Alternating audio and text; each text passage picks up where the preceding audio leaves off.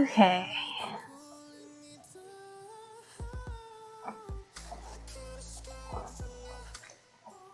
Hello.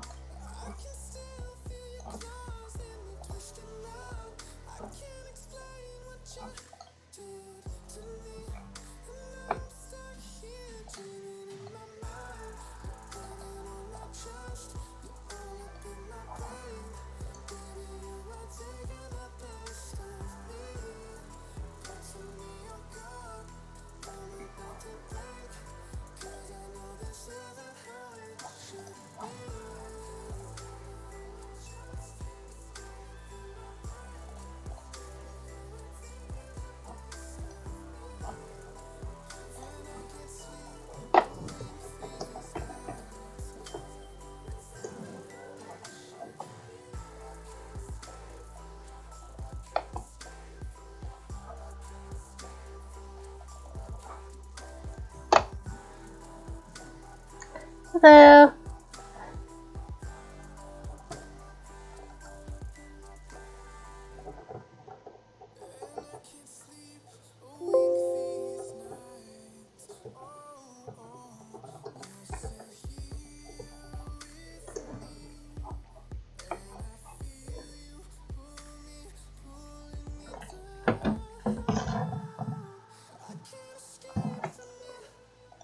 Can you hear me okay? I think it's okay.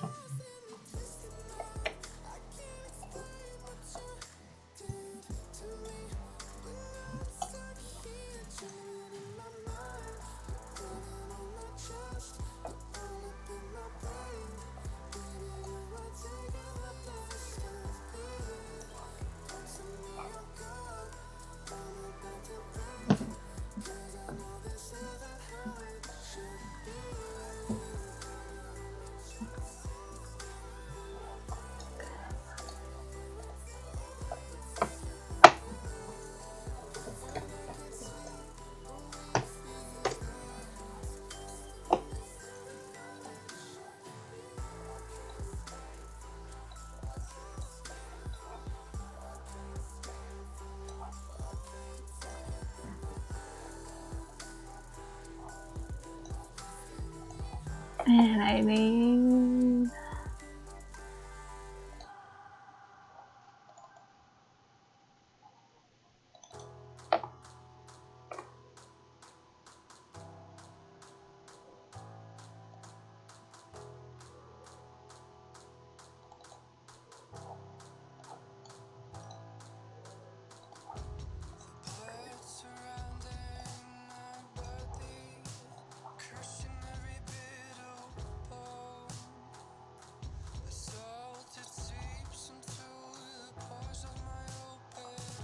Oops, that's not what I wanted.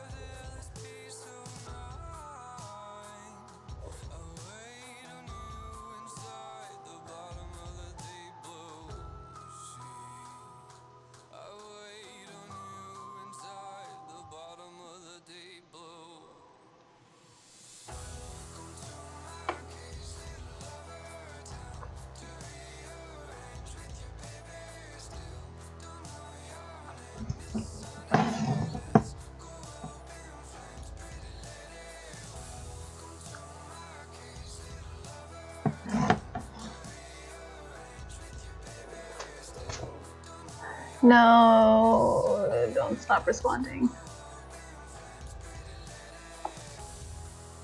Just render it. There we go. Wait a minute.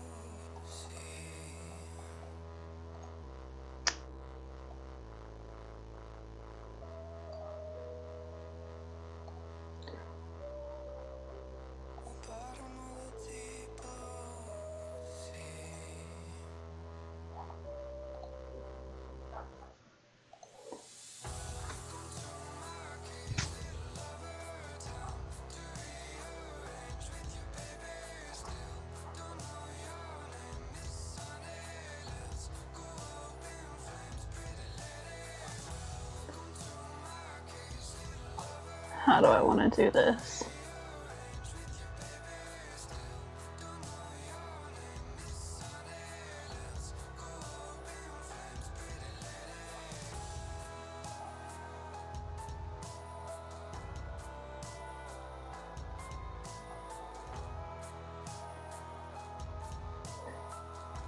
That looks okay. I'll fix his lighting in a minute.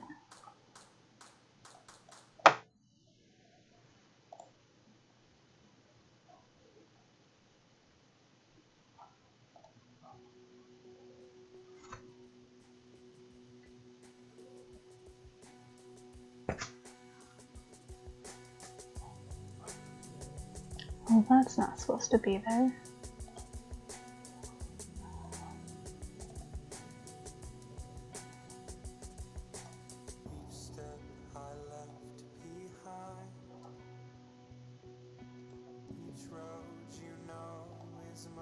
Whoops, too much.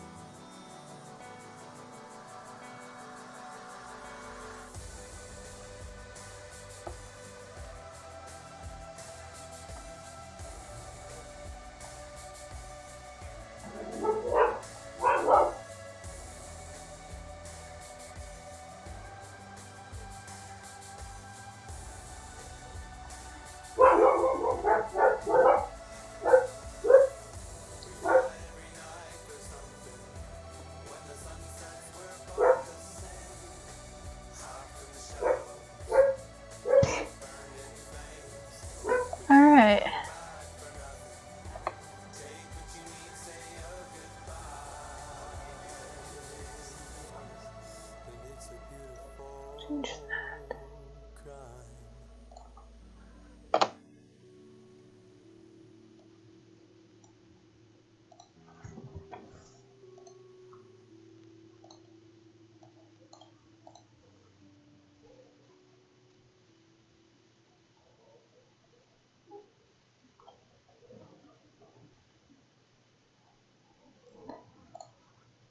Alright. Now his color. His color's alright, but he's a little too bright. Let's do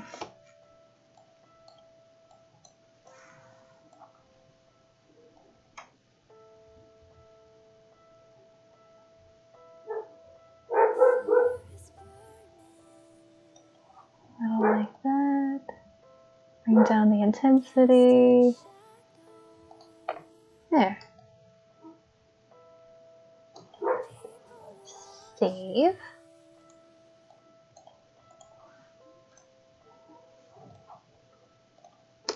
Play it.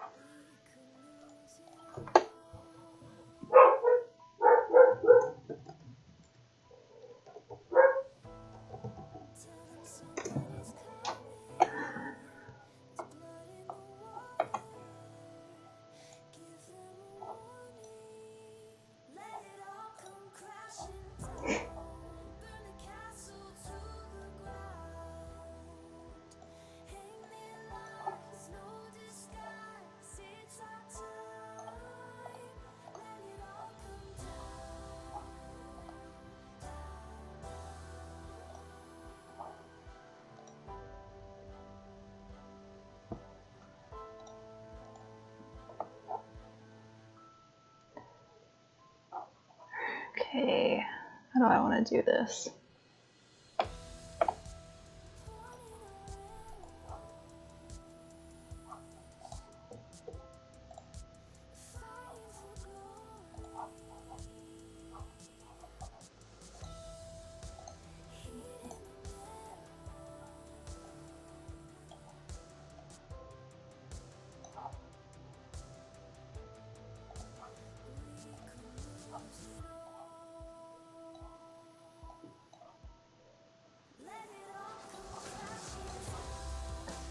Oh.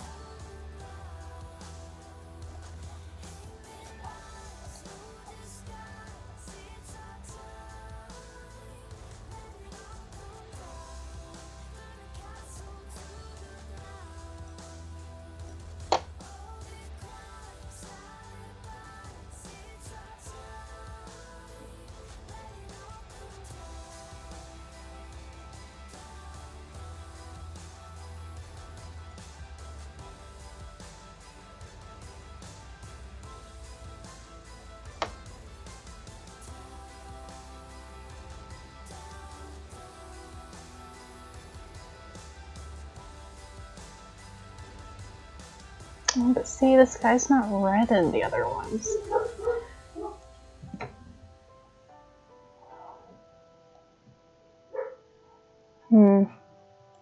I'll come back to that. Let's just...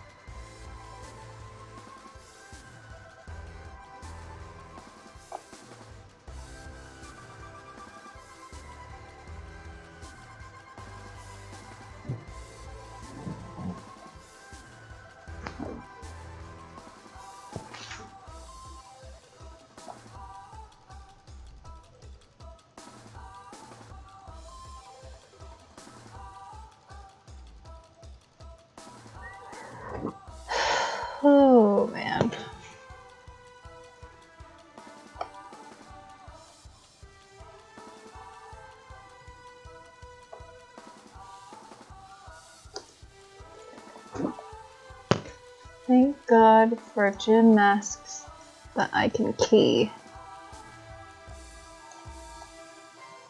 Pre-compose.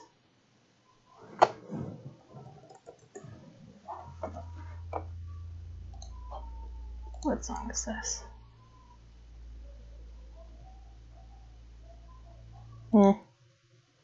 Nope.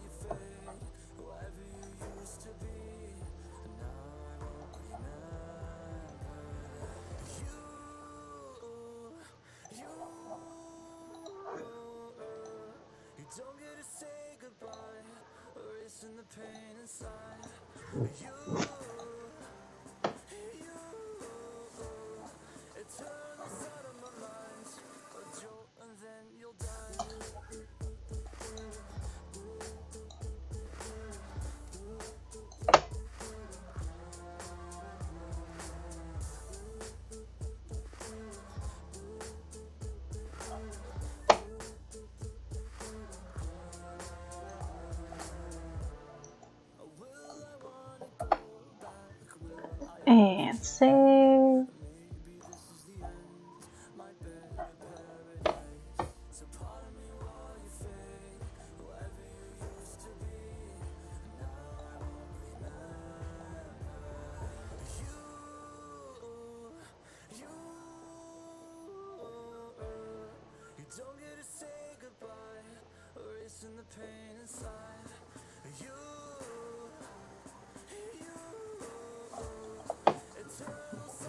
And save.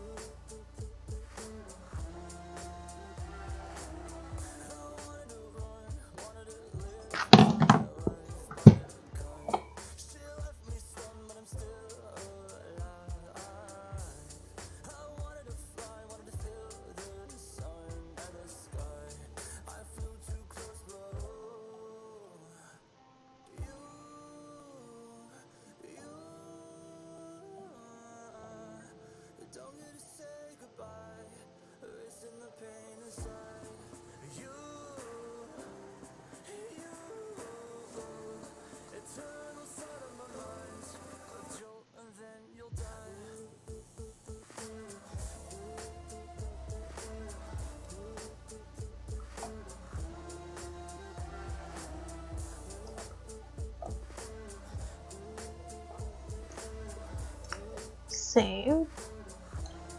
Now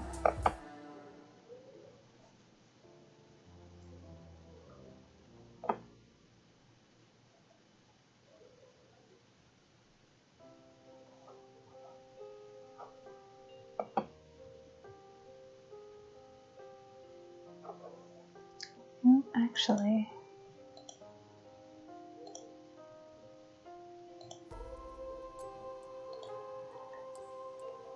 I think what I'm gonna have to do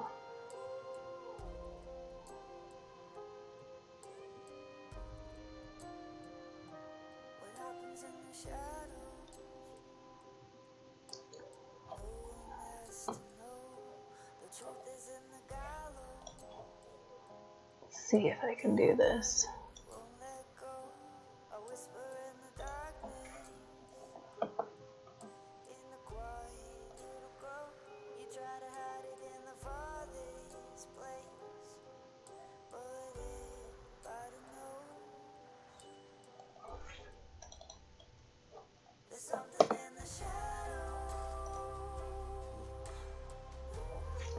course it had to make it yellow over the yellow thing I'm trying to mask.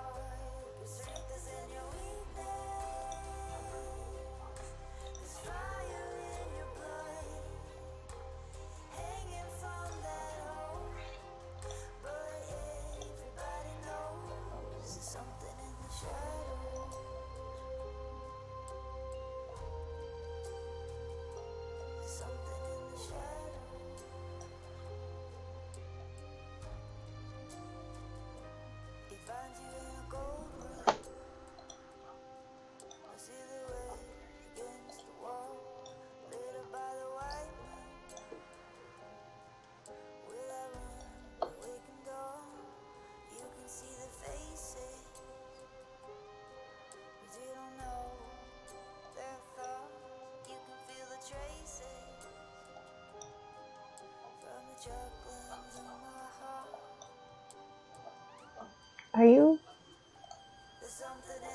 gonna load? I'm so confused. Okay, let's just duplicate, I guess.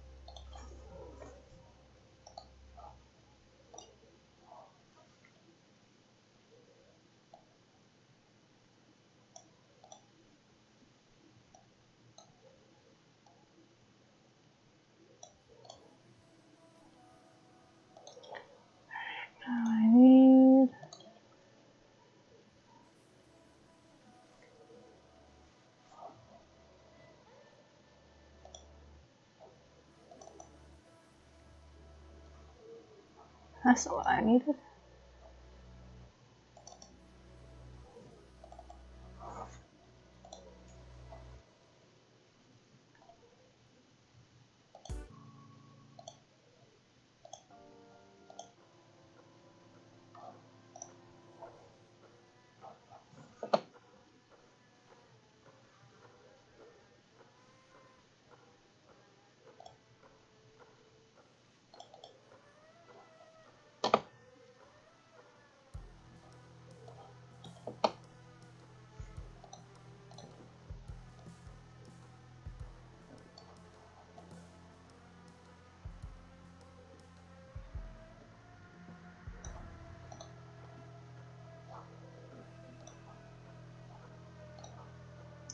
It's maybe.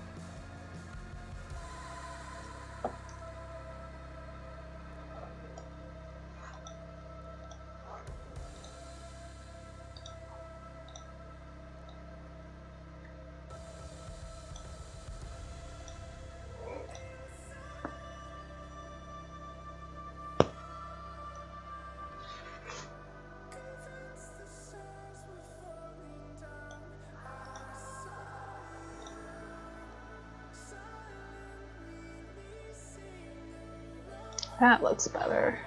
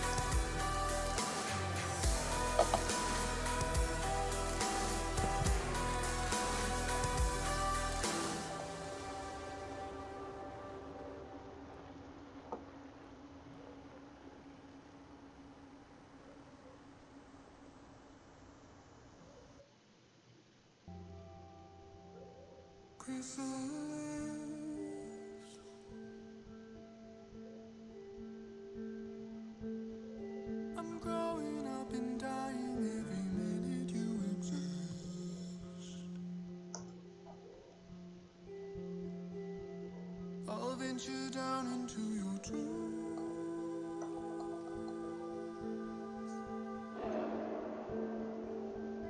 I'll carry stone-covered walls.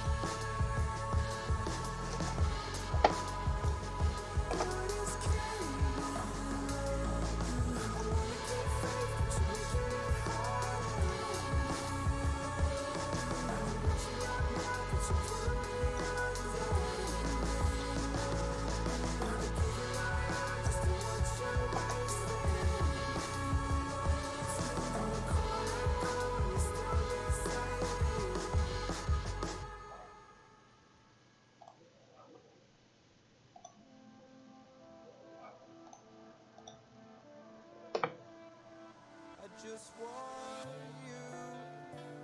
I just want you. The words I never said but wanted to. I'm losing you. I'm losing you. Oh, but these thoughts won't let you go.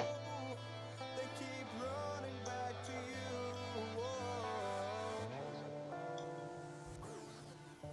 I just want you.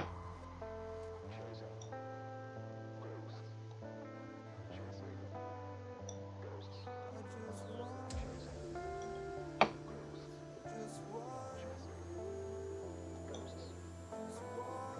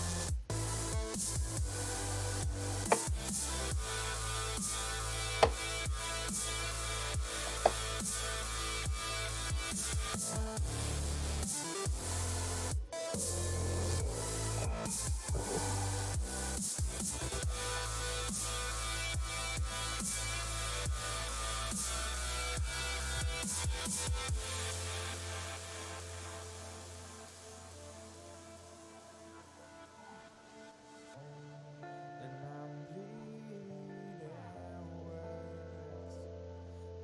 They escape me, the recall and I can't look the other way.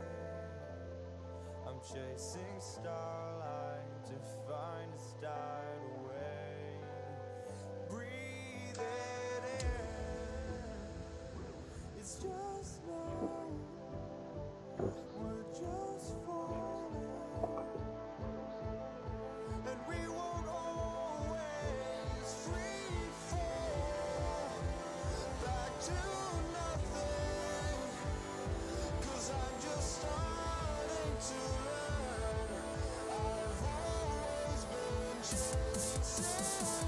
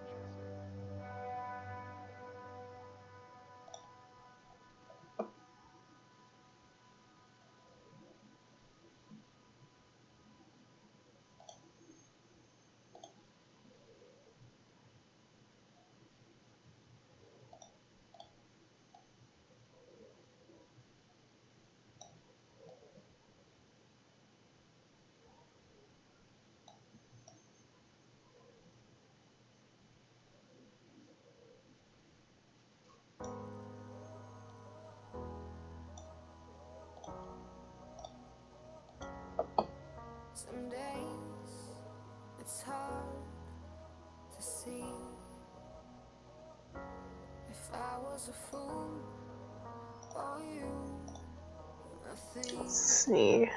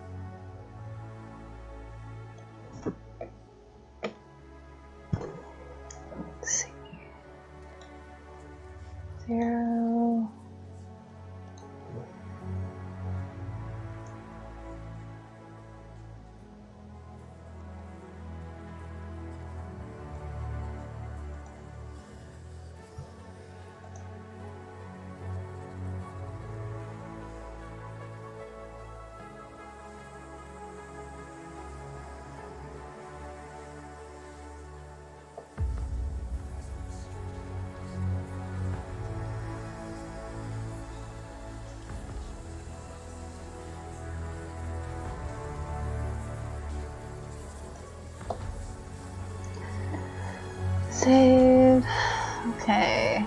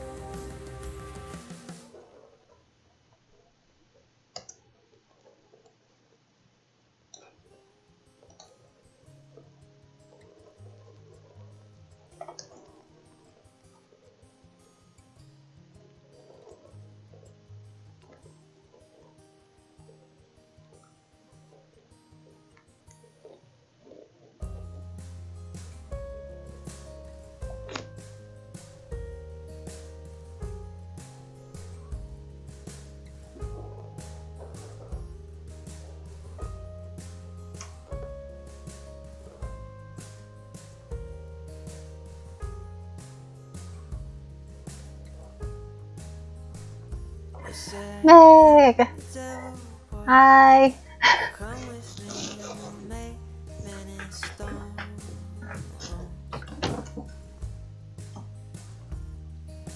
Guess what I'm working on, Meg?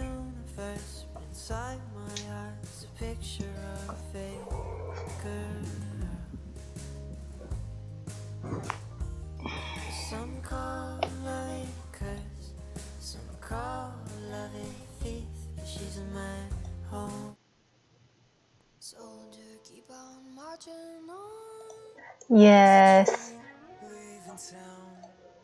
If you hurry up, I think you just might make it. I've started making the manips for it. Conscience is a faint, unpleasant sound. You've worried enough, but here's your chance, so take Yes, I'm very excited for it. Damn it, I hope you take it. A heart attack is sleeping in your chest, waiting until the timing's best. So make a move while you're still breathing.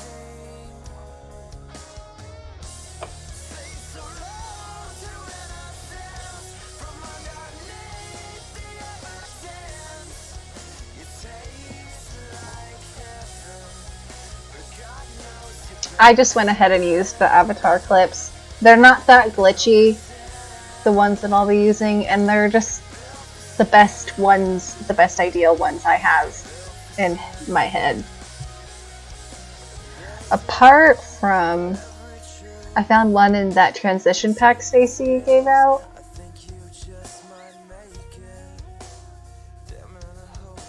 And so I masked them out to do this little clip. Yeah, I can show a preview of the whole thing. Hopefully it plays smoothly. I'm gonna turn the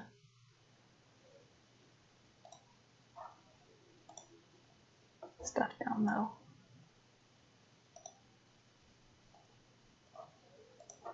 Let's fix these seams that I've messed up.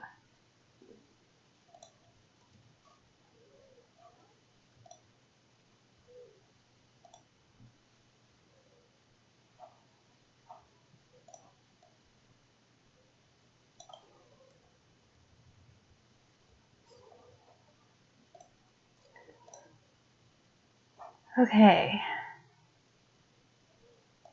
Let's hope this plays smoothly without me having to render.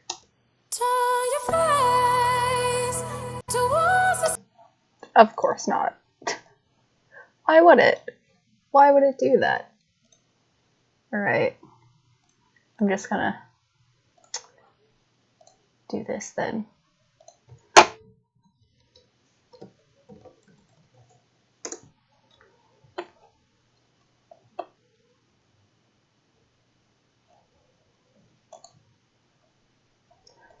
But I've already got 4 scenes done.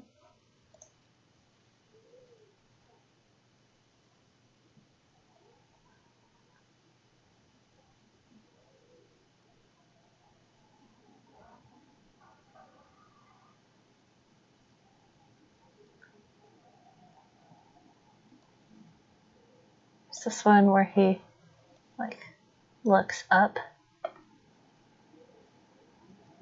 at the eclipse.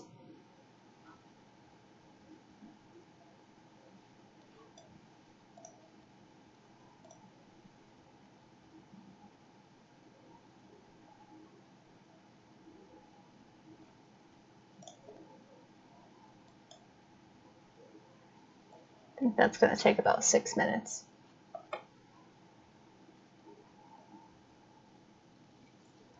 My computer's freaking out. Like, you're trying to stream and render something at the same time? Are you insane? I can't do that.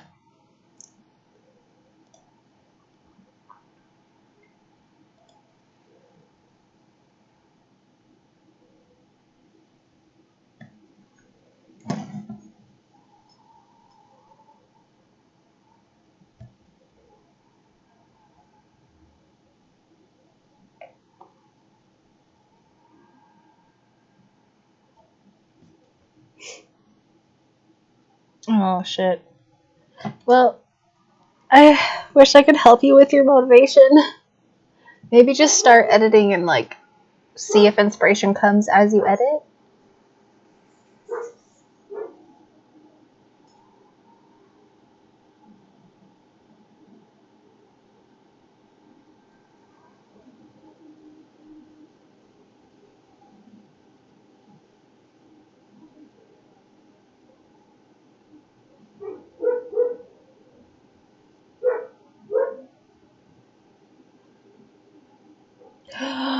And oh, you can't hear me.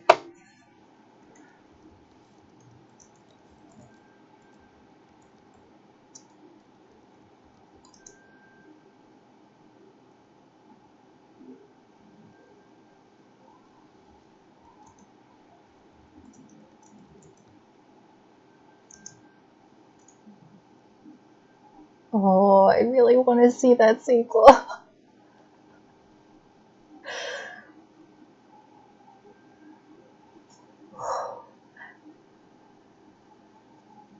And if you want to, go for it. Maybe it'll help your inspiration, Meg, to be in the RP.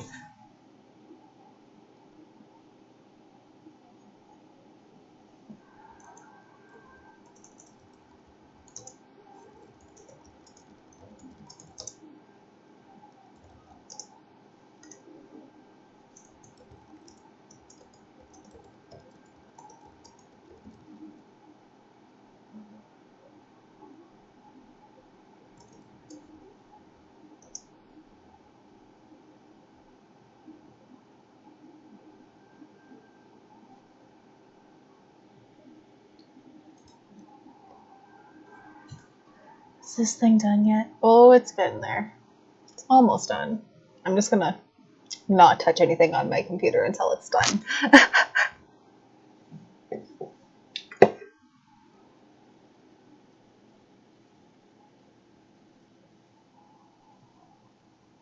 Yeah, then I say go for it.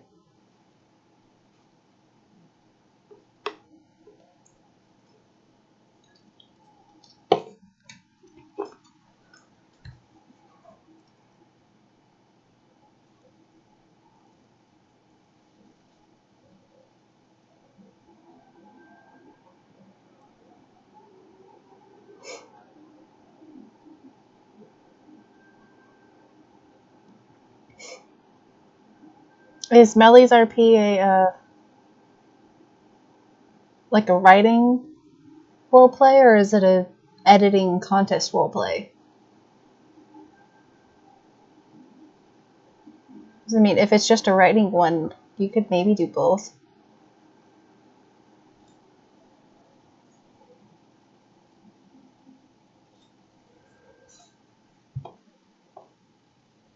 Oh, it's almost done.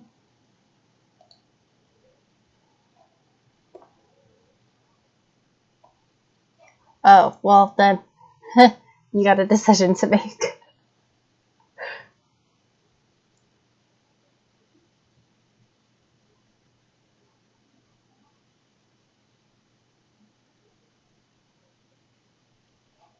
Yeah, see, I understand, Anne. Like, I like the idea of role plays, but I always have a hard time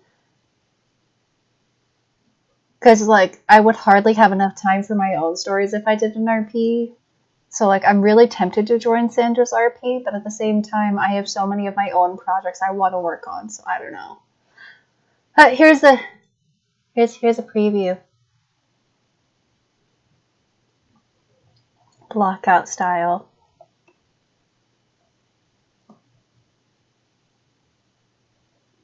Oh, I just responded.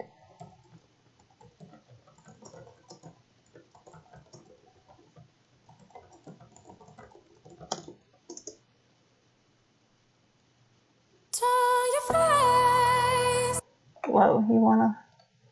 Hold on. Hold on. Hey.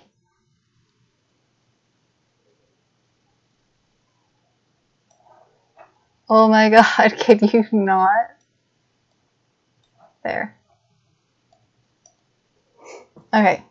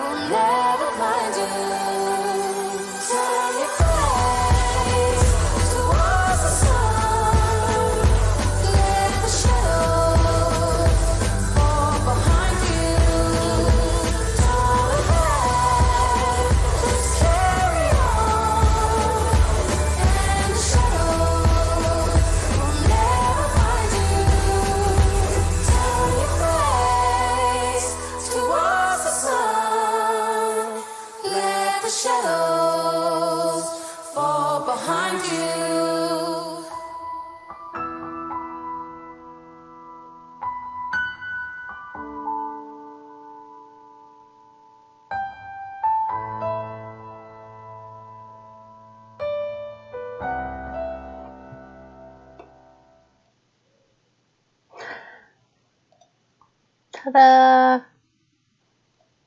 Thank you for after I have everything blocked out, remembering where the eclipse was.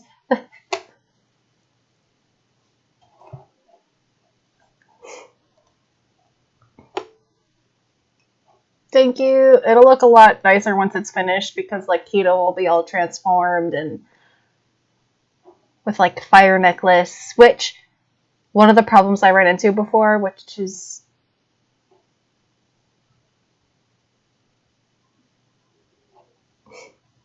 hi Stephanie.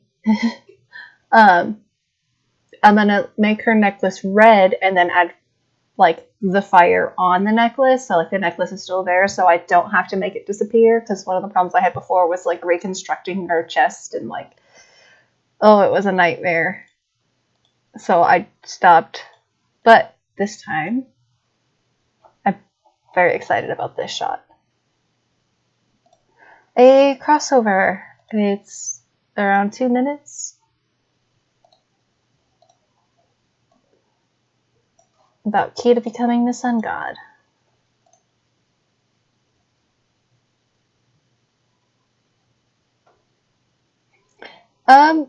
No.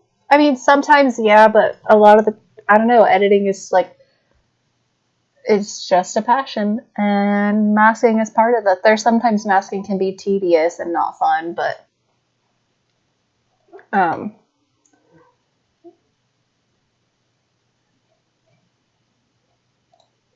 I don't know. I mean, I just enjoy editing. Just like anytime anyone enjoys a hobby they have, they really want to work at it. And yes, this does include Jigel, because the basic plot is that Miguel is the sun god, but he wants to become mortal on Earth with Jim. So he gives up his god powers or position, and Kita takes his place.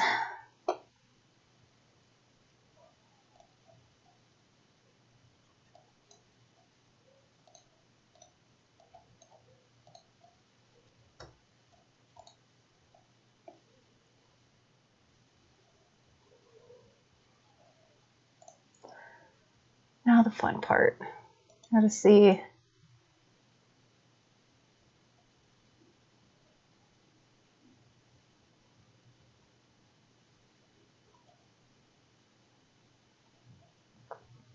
You should. If you have inspiration, you should definitely finish whatever you're working on. And yeah, basically, because he's wondering what the hell Miguel's doing down here. Yes, yes? What?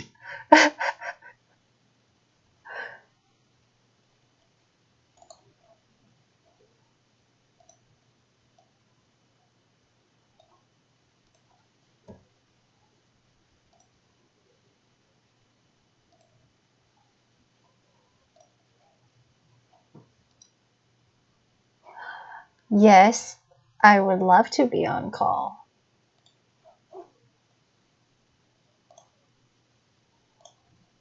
Okay, hold on.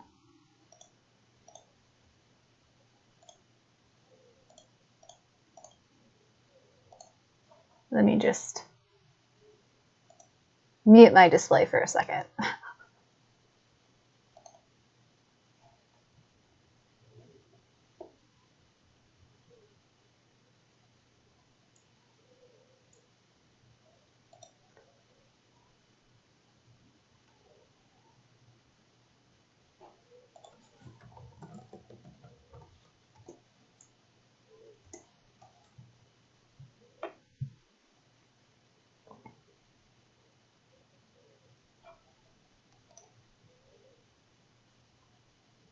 Okay.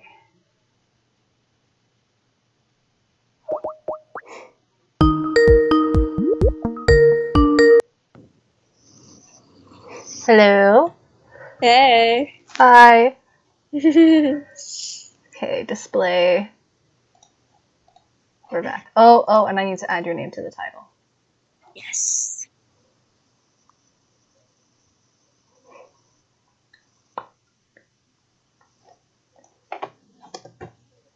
featuring Meg. Boom. No, I haven't seen Good Omens yet, but I want to, and I plan on seeing it. I just haven't yet. Yeah, I haven't seen it either, but everyone keeps telling me to watch it, but I haven't. I don't know. During the summer is not the time to binge watch TV for me. I just like watching movies. Really? Is there any? Yeah, I don't know. I never ever get motivated to watch TV during the summer. I only ever want to watch movies. It's weird. Huh? Maybe it's You something. think I typically like to binge watch TV on my winter and spring break when I Maybe that's because they kind of how they advertise it, like summer blockbusters, whereas like usually fall is when TV shows start back up. Like you hardly ever see a new season start in the middle of summer. It's always yeah. like fall, winter whenever new seasons start. Also, I don't know how to say your name, so I'm not going to butcher it. But most everyone did go to Discord, but I don't like change, so I'm still on Skype. I'm still pretty frequent on Skype, but I'm on Discord because a lot of people I know are on Discord, so I just kind of adapt to it. I like some aspects of Discord in terms of like I think Discord is better in terms of like a role play chat environment because you can be a lot more organized with how you want to organize with just chatting and then plotting and then Yeah. where characters are. But in terms of like just regular chatting, I prefer Skype. Yeah. And I mean, I could definitely see the benefits of Discord. Just everyone I talk to is primarily on Skype, so I just don't see a need to change. I have a Discord though. I mean, I use both. So I operate with both and it works for me. I'm trying desperately to brighten this clip because like it's primarily just purple behind him, and so I want to key it, but like his hair kind of blends in and it's kind of dark. And people always ask me, why don't you like to use Jim? This is why. I actually, okay, I don't know if this is me talking as like with the skills, with the knowledge of how designing works, or if this is me talking as an editor, but I can't stand Jim's color palette. I hate the fact that he is a typically brown character with not like he's actually brown, but the fact that he has a very brown color scheme behind a brown color scheme background, and it drives me up the wall. I'm like, no, he shouldn't be. Why does he blend in so much? And I legitimately don't know if that's the artist in me talking or the editor in me talking. I mean, probably both, because like a lot of me's like I come across certain scenes where it's just like, where's his hair and where's the ball? You'd never know. I mean, because typically, like, you're so taught as like, so I took like an entertainment design class, and for the character design portion you're so taught to have your character stick out and be a central focus in terms of like the environment and the vehicle, because the character is your main focal point of the story. They are important, and if they don't stick out visually in terms of visual storytelling, then you're not necessarily doing your job correctly. So I feel like they super contradicted that with Jim. Like, I get it, they wanted to have him a more realistic look, but at the same time, it's also like you miss the fundamental in having your characters stick out. Oh my god. See, this is what I mean.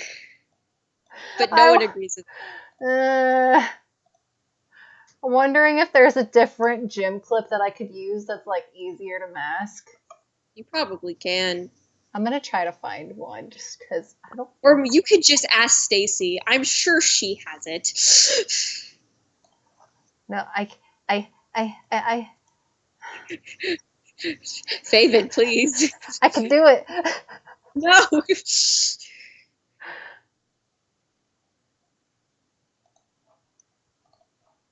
Okay, let's see.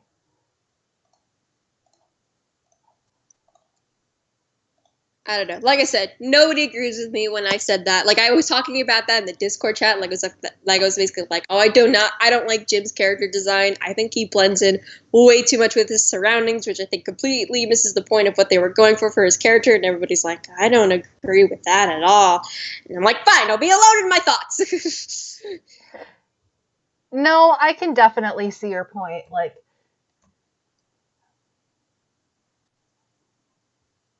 especially like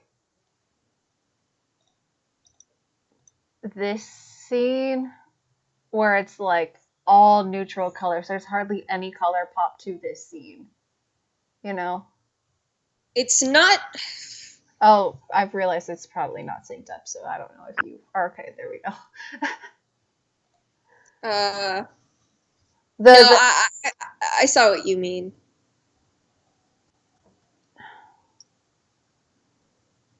It's. Yeah, no, I definitely see what you mean. It's not. It's so weird. It is both a visually pleasing movie and not a visually pleasing movie. Like there are a lot of really interesting visuals to the film that makes it really unique and stand out, but it needs a much stronger color palette because it does not have that. And I have a very distinct distaste for movies that mostly rely on neutral colors and do not have colors that stand out, because hey, color, it exists, and you're an animated movie. Have color exist and pop out in ways that it probably shouldn't, but make it pretty. Because it's animated, damn it. Why are you having realistic neutral colors? Yeah. You think I could key that? Because it's really just his hair that I need to key. Like, that'll be easy to roto brush. Hate his hair. On many levels. I hate it mostly because it's so clearly an angsty 2000s design. Yeah, I mean, there's a good chunk of male characters that have like the same type of bangs. Just the same, not even the same type of bangs, the same look, clothes, facial features.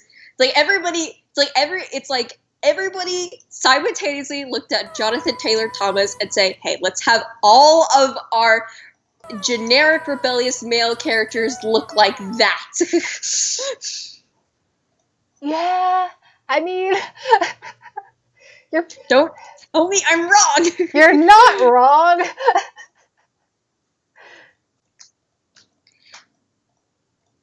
And no one wants to admit it, but I'm right. I know I am. I know because I was a child in the early 2000s. I lived with that.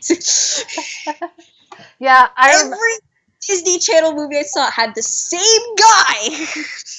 Yeah. Okay, so and Jim is a byproduct of it. It's why I don't really like him, because he's so clearly a byproduct of that time. I'm so glad Anna can't hear what I'm saying. She would hate me right now. But he's just, that's like, I think if Treasure Planet came out in the span of 2008 and 2011 or 2012, around those years, I think it would have been a really great movie. Like, I think it would have worked on every front. But because they had it in the early 2000s, where all these very stereotypical modern day tropes are going around in all these teen movies, and they wanted to apply that to it to make it more popular and have it, and wanted to appeal to a larger demographic, it suffered. It really did. And I feel bad because I see. Well, you got it. You got his hair. Yeah, kind of, but then just Carissa. No, you're fine. Keep out the hair. Carissa's comment in the chat. Which I'm assuming is directed at you for bashing Jim. Oh, sorry, potato, but also not sorry. Like, it kind of got it. Yeah, I think you got it for the most part.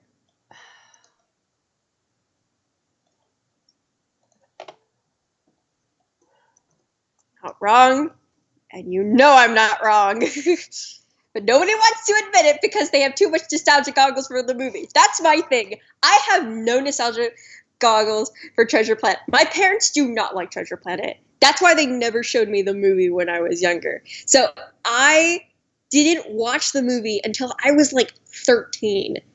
And I couldn't get into it. And the thing is, I think for so many years, it wasn't really I took that entertainment design class. Did the movie kind of start to really fall apart in my eyes? Did I really start to figure out why the movie doesn't inherently work? Because for years, I couldn't tell you what was wrong with it. I watched the movie twice. And both times, I kept thinking, why don't I like this? This movie on paper should be amazing. It's like Treasure Planet in space. It has a very unique steampunk style to it. It has the main relationship of the movie is a father and son type relationship. By every definition, I should love this movie, and I don't. And the thing is, I don't even hate it. I just think it's boring. There were so many times I paused the movie to look on my phone because I just didn't care about what was happening. And it really is a movie that just where it's like, things happen, and that's kind of the film. But then you have like this third act that really that just kind of like is like, oh yeah, there's a story. We should get back to that. And then that last third act is just kind of that story. But yeah, I don't know. There was an aspect to the film I couldn't figure out for so long because I couldn't figure out why I didn't like it. I was like, I should like this, but I don't like it. And then finally I started to realize, I think I'm starting to understand why I don't like it. And now I know, but I feel like it's not the worst of those early 2000s movies. Really, people ask, what do you think of Treasure Planet? I'm like, I think it's a mediocre movie. I think it has, but also I think it's wasted potential. I think it really could have been a great film if they just had rewrote it like maybe one or two more times. And released it. But I don't remember. I remember they released it not at a great time. Like, it was set up for failure. 2002, the early 2000s, between 2000 and 2006, maybe? I mean, it was released at the same time as another certain film, but that I can't remember right now. But, like, because that movie was so popular, no one went to see Treasure Planet. I don't remember which film it is right now. I wish I could. Yeah, that's the problem. The film is very much a product of his time. Right down to like the pop song montages, which I hate pop songs. I hate it when it's like, let's insert random angsty pop song for a montage. I'm like, kill me. So you don't like the one where, like, his dad music. leaves him? What? You don't like the montage where, like, it's Jim and his memories of his dad? I mean, I like those scenes. I just hate the music. I hate the songs. I hate the songs of Treasure Planet. I also, which I've actually never admitted to anybody, I hate the songs in Spirit too. Oh, Meg, how could you? I don't know. It's like I said, it's such a product of those angsty early 2000s music, and I hate it. I think it sounds all the same. Oh my god, my heart. What about Sound the Bugle? That scene, that entire movie makes me cry. I love it. What film? I couldn't. From Spirit, the scene where it's the angsty part, Sound the Bugle, when he's on the train. I think score would have worked better there. Okay, here's the thing. I don't like Spirit. I also think Are it's you really... trying to stab me in the heart? No, I'm sorry. I was like, I got so bored by the end of the movie. It's the same problem I have with Treasure Planet. It's not an inherently bad movie. I just think it's kind of mediocre. I mean, there's nothing, like, I don't think there's anything, again, it's like, it's one of those movies I'm like, I should like this. Why don't I? Because I do think it's one of those rare movies where I love the fact that the main character just speaks through facial expressions and also through Matt Damon's narration, but still mostly through facial expressions. And I think that's a great thing to have. But again, the movie doesn't really have a story. It's mostly just things happen. And I'm not a fan of those types of movies. I think they can get boring really easily for me. I feel like, It has a story, are you kidding? It has the message of you should leave wildlife alone. Animals aren't ours. Okay, well, I can name you 50 million movies with that same message that are a lot better at executing it. No, Spirit is still amazing. It combined CGI and 2D animation to get the shots to look just right. They modeled the horses after real horses. The transitions were beautiful. No, I'm saying no. The animation, trust me, the animation is definitely the best part about that film. I'm not discrediting the animation at all. Are you kidding me? I think the animation in that film is glorious. I think it's gorgeous. I love the fact that they wanted to make these horses super, super expressive. I love that about the film. I just don't like I don't know. I don't know. Again, it's one of those films I don't necessarily hate. I certainly don't think it's as much hyped up as, like, I don't like the fact that everybody goes, Treasure Planet is an underrated classic. It's not. Please stop calling it that. It's not. But I feel like most of the public looks at Spirit, and either everybody says, yeah, it's really good, or people are like, I mean, yeah, it's all right. And I'm one of those people that's like, yeah, it's all right. I got kind of bored by the end of the film, but, I think for the most part, it has a good amount of strengths to it. Would I watch it over Treasure Planet? I'm not entirely sure. But, I mean, I think I know Carissa is yelling at me. She is. I know her well enough to know she's yelling. You're making Potato cry. Yeah, I am one of those people that has super, and I don't know, maybe I am too critical for my taste, but it really just, I don't have those nostalgic goggles. Like, there are so many animated films that everybody's like, oh my god, I watched that like all the time as a kid, that I didn't watch until I was a teenager. Like, all of those 2D animated DreamWorks movies, I did not watch until I was like 13 or 14. Spirit, Sinbad, Road to El Dorado. Funny thing, when I first watched El Dorado, I hated it, but then when I watched it a second time, I loved it. It was so weird. It was such a dramatic change. I've never watched a film where I hated it the first time I watched it and then loved it the second time. I think it's because as like a 13-year-old, I didn't really get the jokes, but then when I got older, I started getting the jokes more, so then I started laughing at it more, so then I was like, this movie's actually really brilliant. So I think it was an age thing. Which kind of makes me go, Road to El Dorado is not a movie meant for kids. It is definitely a movie meant for teenagers and adults. Yeah. I love that movie so much. The only thing that makes me sad about that movie is knowing that originally Tulio and Miguel were supposed to be boyfriends and they added Chellin later. And I wish they would have kept the original and not added Chellin. I get it. Because at the time, I get it, because I could see. Yeah. It was the same thing with Sinbad. Like, originally the characters were supposed to have a more Arabian Night feel to it, and it was supposed to have like, and they were actually supposed to be like was Asian descent, I think, something like that. I think it was like Indian or Arabic, of Arabic descent. And I like that, but then they changed it because 9/11 happened, and I can see why they would have thought that that would have been a little too controversial because at the time, like, just those were kind of like the enemy. So they were like, well, if we want our film to sell, we can't have it be what we originally want it to be. Yeah. And so, yeah, I get it. So a lot of these changes that would have made these films really good ended up just kind of coming from a business standpoint, which is unfortunate, but you get it.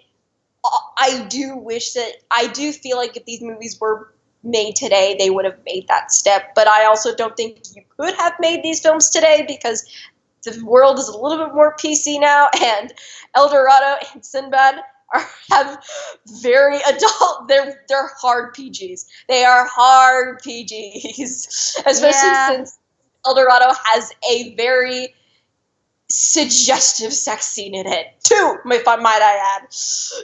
It does.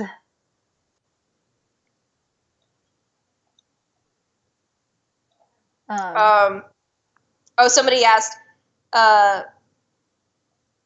"Hey Meg, what do you say about Atlantis and Sinbad?"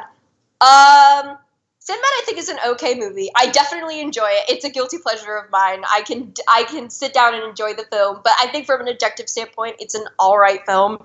I don't inherently like the fact that Sinbad is extremely sexist throughout a majority of the movie. That's definitely something they should have just listen, that movie has a lot of plot holes and it has a lot of writing issues, but I think it's a very enjoyable film, so I enjoy it a lot. And also, Olivia's version of Sinbad and Traitor Within Us has made me fall deeply in love with the character, so I cannot look at him without seeing the Traitor Within Us version. So even when I watch the movie, I have to love him because all I can see is Olivia's version.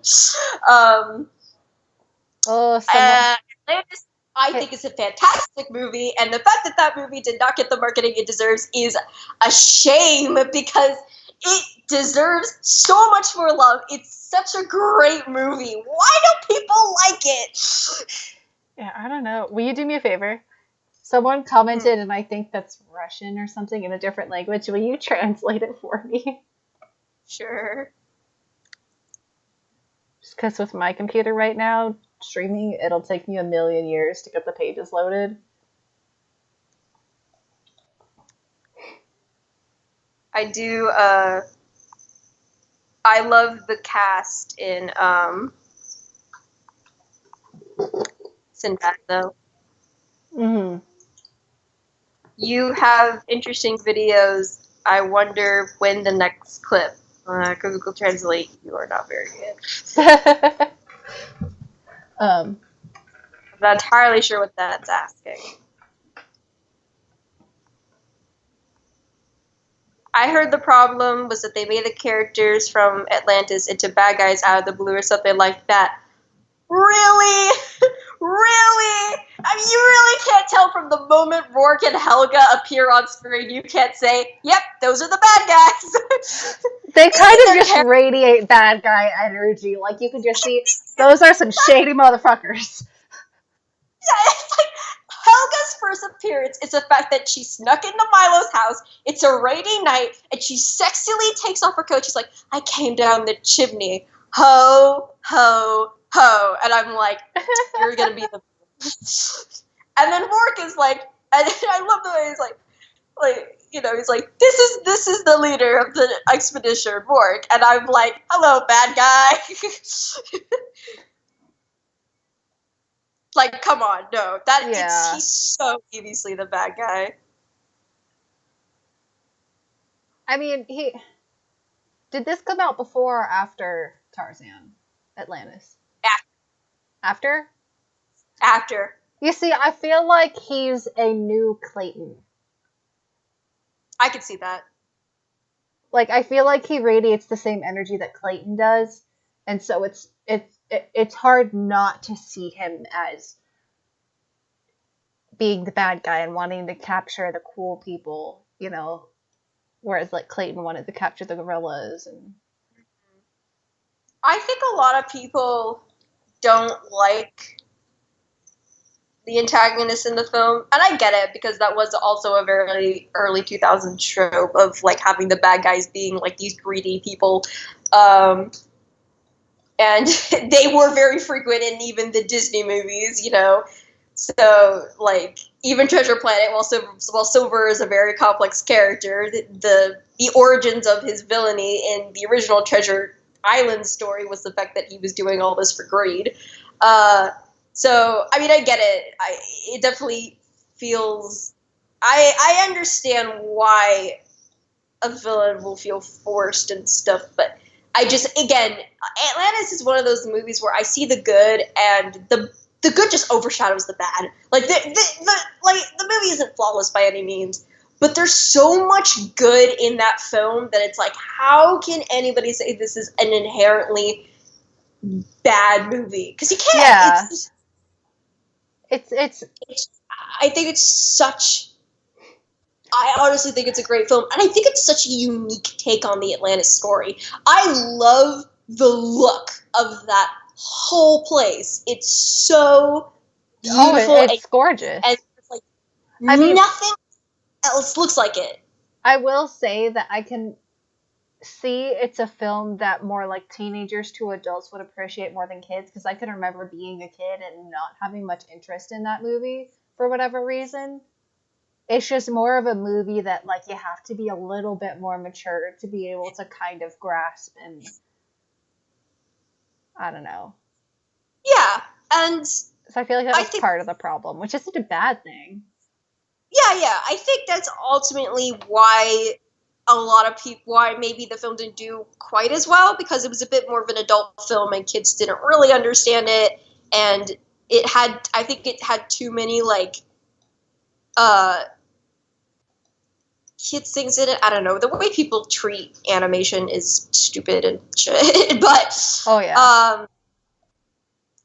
But there's a lot of the movie definitely is garnered towards more a teen adult audience. But it's like you said, I don't think that's an inherently bad thing. If anything, that makes it. If anything, it holds the test of time as you grow older. Yeah. I mean, one thing I'll say is that I don't like any of these remakes. I wish they'd come out with new content. But if they're doing these remakes anyway, I'd like to see them remake Atlantis, because it could be a potential for them to do a different kind of film, and they could do it more justice. You know? They are. They are? They are. Oh. So I hope it's good. I do too. Yeah, so they've recently announced that they are remaking Atlantis, Treasure Planet, and Black Cauldron, which I thought, which I was really happy about. Because this is the thing. This is what I've been actually saying.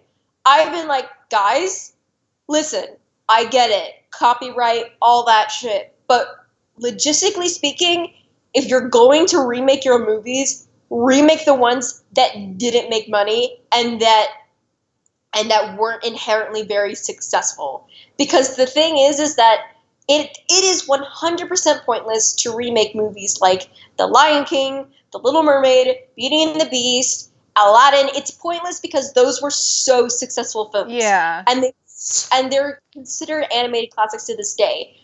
Remake the ones that weren't successful, that went through too many bumps, that needed a couple of script rewrites, that maybe should have taken a different round in the filmmaking. Like, those are the films you should remake. So I was so happy when I found out that they're like, we're remaking Treasure Planet. I'm like, yes, remake the movies that weren't successful. And I really am excited to see what a live-action Treasure Planet movie looks like, and I hope they do it well, because I feel like, because now now we're not going to have the fear of falling into the trap of those early 2000s tropes. It's going to gear away from that. So I'm like, yes, we're going to get the really good Treasure Planet movie that we might not have gotten the first time. Carissa, stop typing your yelling comment at me. Carissa hasn't been in the chat anymore. Oh, did she leave? Did I? Stephanie was typing capitals, but that was that was quotes. But Anne says she wants to see Hunchback of Notre Dame. I agree. I do want to see that one, but I feel like since it burned down, it'll be a while before they want to remake that one, simply out of respect for the monument or something like that. Yeah, I think I don't want them to remake it. I love the animated film too much for to have like to feel like there even should be a remake. I don't know. Chris is still here. I'm not saying anything. Fight me, Meg. Hey, I think Atlantis is a great movie, which is one of your favorites. So cut me some slack here. One thing that I'm nervous about them remaking is Pocahontas. I don't know if they have plans to remake that movie. They do have plans to remake that movie? They do? They do. I thought you said they do. Do they not? No, I don't know. I don't know if they do. Oh, I haven't heard anything. I haven't either, but I feel like that's one of the movies that if they continue on this remake streak, that eventually they're going to talk about remaking. Because she's a Disney princess. But my problem with that is so controversial. I'm divided because they're either going to they're going to stick to their original plan of like aging up Pocahontas and putting her together with John Smith, which is going to make all of the like you should make it true to like how it actually was. Pocahontas wasn't really that old and her and John were never together. But then if you stick it true to history, you're going to have all of those people that are like, it doesn't have to be true to history. You should do it like you did originally for all those nostalgic people, blah, blah, blah. We shouldn't touch Pocahontas. And I'm torn down. I don't want them to because, like, Pocahontas was my favorite movie as a child. And I don't care if it never happened in real life. It's a story. And I was in love with John Smith and Pocahontas to the point that when I watched the sequel, I was pissed. I was like, what the fuck? Yeah. I don't... No, now you want to be realistic? Yeah. I hated the sequel for that reason. Like, no, she should be with John Smith. Who is this other guy that's coming in and taking her away? No. So, I don't think it should be touched. I think it's way too much of a controversial subject to be touched, especially since people are still debating about it to this day and are like, yeah. I think it's funny because the original draft for the animated movie was supposed to be more true to history. Like, Pocahontas was originally supposed to be a 12-year-old, and all of the Native Americans were supposed to be, were only going to be talking in their native language the whole movie. And I thought that would have been super interesting. Probably not really marketable though, so I get it. And I mean, I think it's a really controversial subject to this day. And I know there's some people out there like, move on, it happened so many years ago, and I agree, but the mass public doesn't think so. So let's just leave it to rest. Let's just not touch it. Let's just have it lay there. Yeah. I'm excited for Mulan. Honey, potato, no. Why? You shouldn't be. You see, I'm torn because I feel like it's gonna be a good film. Visually, it's gonna be good. It's like the trailer looked good. Do you not I will know give it that. No, I'm not done. So, like, I'm torn in the same way I'm torn with Pocahontas. Because I think the new version is going to be good, but, like, I'm so attached to the characters that they cut, and I'm very confused on why they cut Shang in the first place, because, I mean, they're trying to make it more, like, realistic, I get that, but, like, there was nothing magical about Shang, so... No. And you're giving her a new love interest anyway, so what does it matter? Baben. Yes. I know why. They've said it. and I'm going to tell you, and this is why. And after I tell you, I'm going to explain what it means and why it completely misses the point of the original movie and why the new live action movie is going to suck. Okay? Let me explain. Okay. So, this new general is supposedly supposed to be against Mulan the entire film.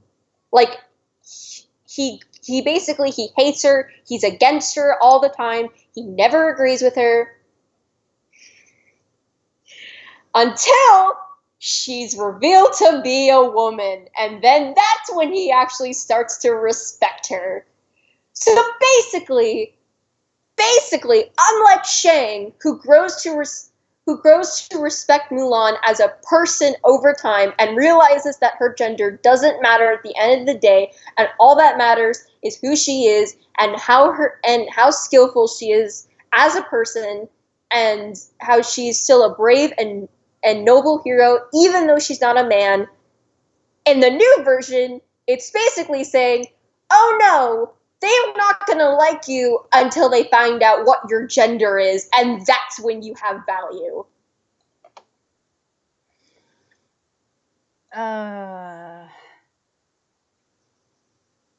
Which is so... Yeah, see, that doesn't make sense to me. Like, there's... okay. Oh. It's such a sexist thing to do. And I was so shocked when I found that out, because a woman is directing this movie. And I'm like, how could you have such an inherently sexist movie? You are a woman, and you have an all-Chinese cast, and you somehow are delivering a more sexist message than the animated movie that was directed by a white man.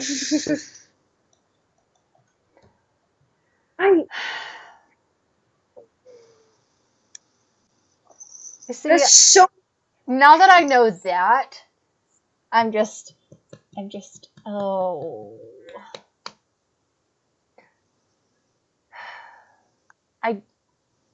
Like you said, it just, that doesn't make sense. Like, the whole point of the movie is to say how everyone's equal and anyone can do anything they want to do, regardless of who they are.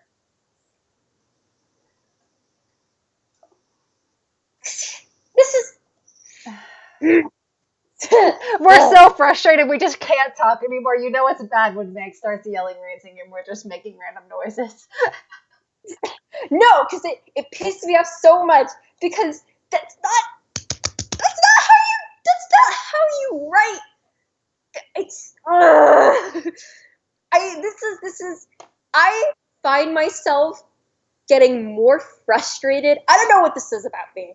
I find myself getting more frustrated at movies that are so, like, girl power than movies that have girls as, like, useless tools. Like, listen, I think having a woman as, like, a useless tool for looks is horrible. That's why I hate MJ in the Sam Raimi Spider-Man movies, in the original Spider-Man movies, because that's all she is. She is there to be a pretty face, and I'm like, really? This is all you have for her character when she's so much more developed in the comics? But I think it's so much worse when you try to shove down a girl power thing down my fucking throat.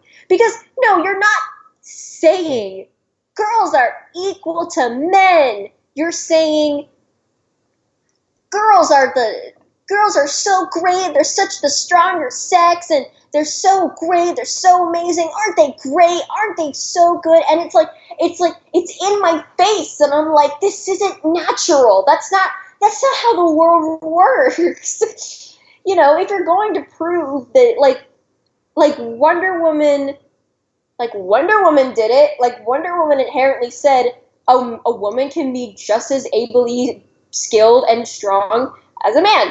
The animated Mulan movie did it, and they all did it just by showcasing the fact that these are smart and strongfully skilled women. They didn't do it by basically having a bunch of lines about, like, proving themselves to men and showing them that they're better than men, and, like, saying that, like, oh, I'm a strong, empowered female and shit like that. It's like, it was weird because I was watching. I know a lot of people don't necessarily like the Nostalgia Critic, but I was watching his review of the live-action Kim Possible movie that came out, and I feel like he said something really poignant in that. And he said, and I feel like this could say you could say this about a lot of things, but he was basically saying, Kim Possible, the show, wasn't a story about a girl who was a hero. It was a story about a hero who happened to be a girl. And I think that's how every strong female character should be played. It's not necessarily like, oh, I'm a girl and I can do this. It should be more, I am this, and my gender doesn't affect me. And that is the message we should be taking. And that is and the Mulan movie and Captain Marvel, in a way, doesn't necessarily seem to be doing that. It's just like, girl power, shove it down my throat. Yeah, girls rock. And I'm just like, stop it. Stop it.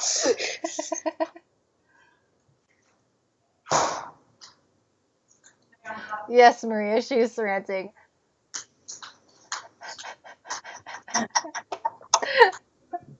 But it's okay. I enjoy her rants, personally. And I agree with what you're saying.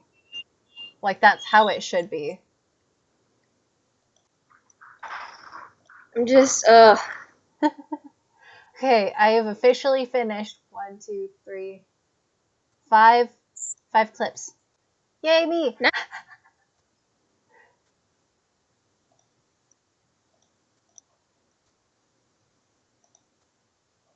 Okay. All Dogs Go to Heaven. Oh, I like that movie. Yeah. It's been so long since I've actually seen it, so I'll have to see it, but, like, there's something about the era of a Don Bluth film that I just inherently like, even if it's bad. Like, Thumbelina has many problems, but I still love it. It's like, okay. So, continue what you were saying. I have thoughts about Thumbelina. Okay. But, God, for a split second, I forgot, Maria, that you nicknamed me Hector, and I was just like, wait, what? But yay, progress! But, like, all of the Don Bluth movies, like Land Before Time, All Dogs Go to Heaven, American Tail, like, they're all just, they have this certain, like, mood about them that just makes me think of my childhood, so it makes me feel like I'm in a warm blanket. Yeah, God, I watched American Tail was one of those movies where it was on TV all the time when I was younger, and I flipped it, and it's like I watched it, and then but I never bought it, so I never watched the whole movie from start to finish. So I only remember a couple of things from it. I haven't watched it in years. Maria hates Thumbelina. It was one of those movies that, like, I loved as a kid, but now I look at it and I'm like, it's a guilty pleasure movie for me. Just like Snow White is a guilty pleasure for me because the ambiance of that movie I love. It's a beautiful movie, and for that reason. But I can't stand stories that are like she sees him and they're soulmates. Like, bitch, you don't even know his name. I love the fact that like the like I really like the music in the movie, and I love that "Let Me Be Your Wing" song. But I adore the fact that song comes out minutes after they've met each other. It's like minutes. Like they've only done a term of yeah. It's like "Let me be your wing." I'm like, you two barely know each other. What is happening right now? Like, that is a movie that doesn't have a plot at all. It's like, what is the point of this movie? And by the end of the movie, she just magically gets wings. I'm like, okay. Was this a point that was important to the plot? I don't know. Sure. I guess she wanted to be a fairy, so now she has wings. What? What is this movie? What is it? But god damn it, if I only watched that movie because I love Thumbelina so much. I think she's so adorable. And I might be biased because I love Jodie Benson so much. I repeatedly said that I think Jodie Benson has the voice of an angel, but I love just this really cute, like, personality. This little really cute voice she gives Thumbelina, and this like really adorable naivety that like Thumbelina like has just throughout the film, and just has like these just really cute expressions, and just I don't know. I just every time I see her speak, I just want to cuddle her. I'm like, you are the most precious thing in the entire world. You adorable child.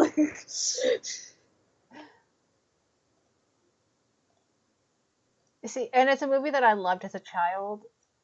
I just see like even with his story flaws, the ambience of his movies are always enough to make you forgive the story flaws, in my opinion. But I mean, that may just be my nostalgia seeping through because I have a bunch of nostalgia about Don Bluth movies. Like the Land Before Time movie was, Yes. Yes, that's a good movie. That's a good movie. Land Before Time. Underrated. So good.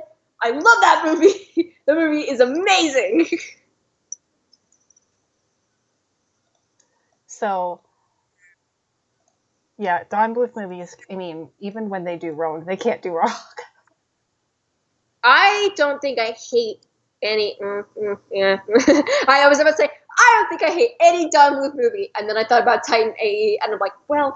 Oh, you see, that's one that I haven't actually seen, so I can't have any strong opinions on it.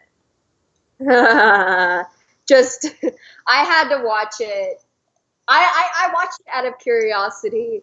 And now I usually, anytime I rewatch it, it's for editing purposes, but it's like, it's just one of those movies that you go, this movie needed a serious rewrite. It's not good. I don't like it when people say they don't like Anastasia, because I love Anastasia. That's such a good movie. It is a good movie. Why don't people think it's a good movie? There's people who don't like Anastasia. If you don't like Anastasia, I'm sorry, we can't be friends. If you do not like Anastasia, screw off. Can you imagine if like you would have this super long conversation, or like you were out with someone like either on a date or like on a first like friends encounter, like you were hanging out with someone who you had just become friends with, and like up until that point you had so much in common, but they say that they don't like Anastasia, and you're like, we're going to have a problem. You were doing so well. But like, I'm sorry, like, oh my god, look at the time, I gotta go. No joke. Olivia and I, at the very beginning of Trade Within Us, we were like, so at the beginning is definitely Sunita's theme song, right? And we were like, and she was like, yeah. Because that song fits them so well, so it makes me love the movie a little bit more. But yeah, the songs in that movie, there's the stuff in that movie. Again, I know it's not a historically inaccurate movie, but it's still a good movie, and I like it. Yeah.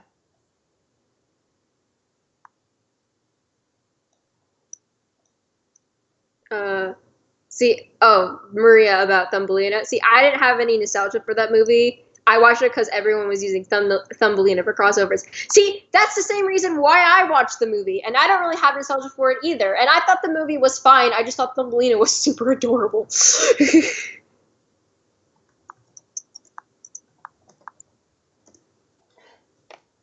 Oh, Maria, later I'll send you things that, because I made ruined, I have execution previews for you, but I won't show them now because it's still too early and there's a spoiler in. Also, is it the ones you showed me the other day? Yes. Okay. Also, what? You were about to say something until I unfortunately. I released a screenshot like on my Tumblr saying that I had started to work on the finale. And then I realized later that there's a spoiler in that picture, but no one's commented on it yet, so... I want to see. I want to see if I can find it since I know what happens. It's not like a huge spoiler, but like it's a spoiler. Okay, I want to see if I can find it.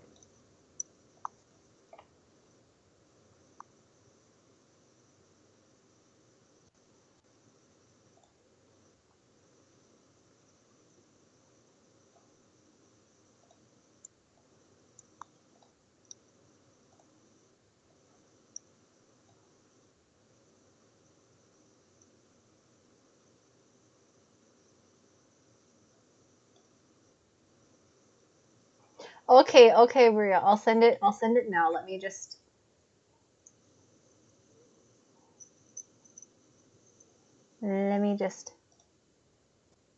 Okay.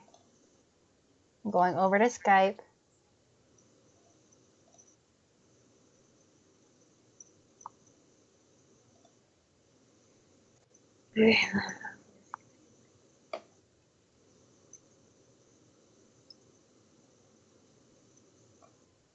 I love how everyone in the comment section is like, "Are you okay? Breathe, Meg, breathe." This is normal Meg behavior. She's fine.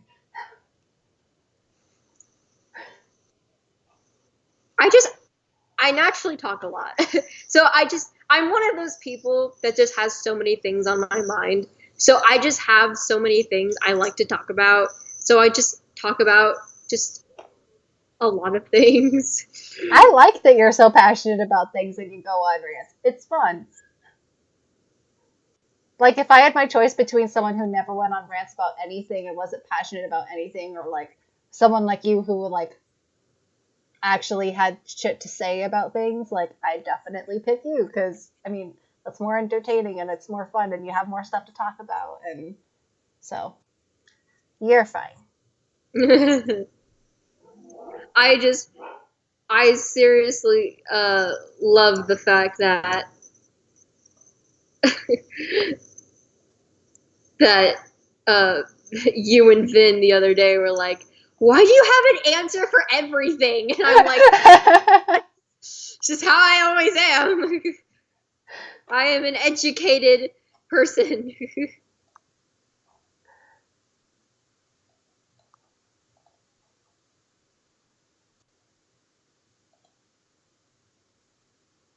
Boom, sent.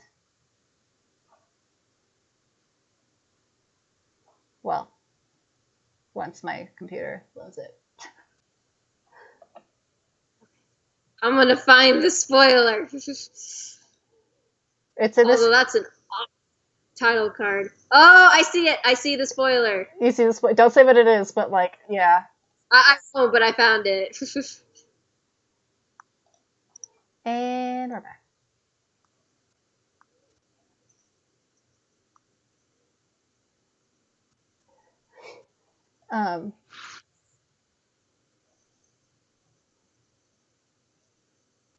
Honestly, I couldn't tell you why Titan AE is considered bad because I've never actually seen it. So it's just a very sloppily written movie. It has I think it just has too many plot holes. It's basically it's this movie that's trying to be this very deep and complex movie about humanity, and it's not that. I would have to go on like a whole essay about it, but I don't have the energy to do that right now. And I also haven't watched the movie recent enough to really kind of dive in deep into all of its major problems. But yeah, it's just a very inherently flawed film, and I hate the alien designs for the evil alien race in that film. They're so bad. It's so clearly this like dated CGI, and I'm like sitting there like, why? In a world where we have xenomorphs as an amazing alien design, why does this exist? It's so clunky and bad. And I'm just sitting here like, what art director said yes to this shit? also there's the fact that Stephanie just saying that Kayla is a babe is, I mean, he is, but he's also kind of a carbon copy of Dimitri. Like, there's a Yes, reason why most people in crossovers put them as twins, like, because they look so much alike. Don Bluth can only draw one man, but he can draw him well. Yeah, Kale isn't even a carbon copy of Dimitri. He's just a very, very bland male protagonist. He is your super typical sci-fi male protagonist, and it shows, and it's not good. All the characters are very inherently bland and bad in that movie. They just have no substance to them. Yeah. I mean, I like the way Kale is drawn, and I like his different meaning in the sense that I like his different expressions throughout the film, which does make him very useful for crossovers. And I have been wanting to use him for a crossover at one point or another, Yeah.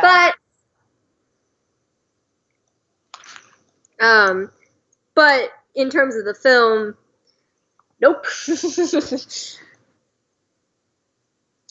I think Miguel needs less pink, by the way. That? Yeah, I think he looks too pink.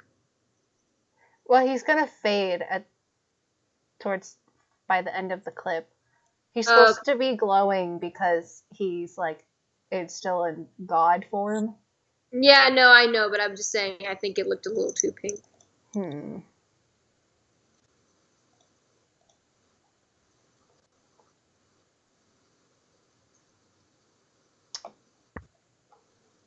Have I scared everybody off?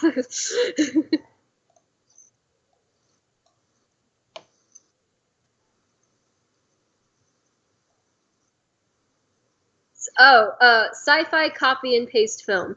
It essentially means it's a very neutral sci-fi film. It plays into all the different tropes that a lot of various sci-fi films has. So it just takes one too many. So it's too similar to just other sci-fi films, which inherently makes it bland, unoriginal, and not creative. It's too much like Star Wars. It's too much like Star Trek. It's too much. It's just too much like popular sci-fi things at the time. It's not an original film in the slightest.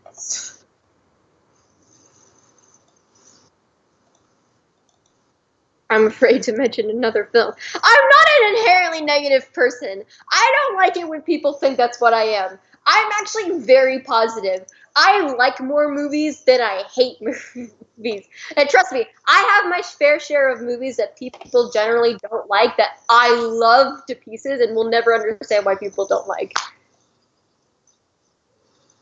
Yeah, so and I mean just because we say that like our opinion of a movie is when we don't like it or like we say it has this problem doesn't mean you're not allowed to like it. Like everyone has films that like no one else likes that you like and that you're allowed to like what you like. So it's okay. Yeah.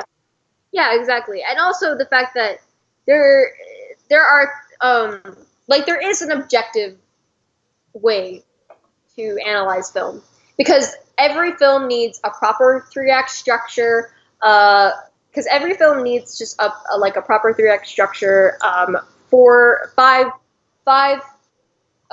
clinical points of storytelling, and proper pacing and proper character development and stuff like that. But there are things that do make it. There are things that are very subjective to different film.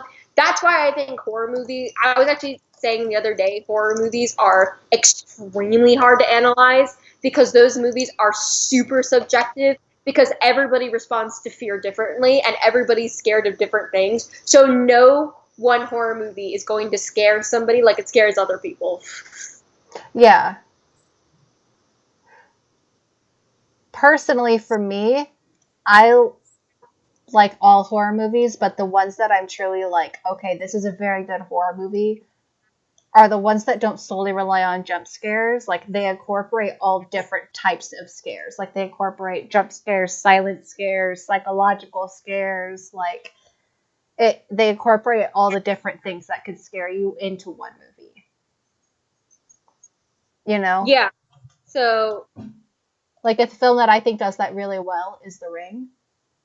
Like, it gives you anxiety. It has some jump scares in it. It has one particular scene that's like a silent jump scare, and it's done so well. I know what scene you're talking about because I've seen parts of that movie. It's my favorite. It's one of my favorite movies. Yeah, that's. I know what scene you're talking about. That scene freaked me out. But that I. Oh God, I have. I like that movie. The parts I've seen of it, anyways. I do not have the strength to watch that movie from start to finish because I'm a very weak person. I am very easily scared, and so it's why I have yet to watch the film. But the parts I have seen of the film, and I've seen a good chunk of it, I thought were really good. So yeah, I think that is definitely a very good example of a good horror movie. And I do love referencing 7 Days. Yes.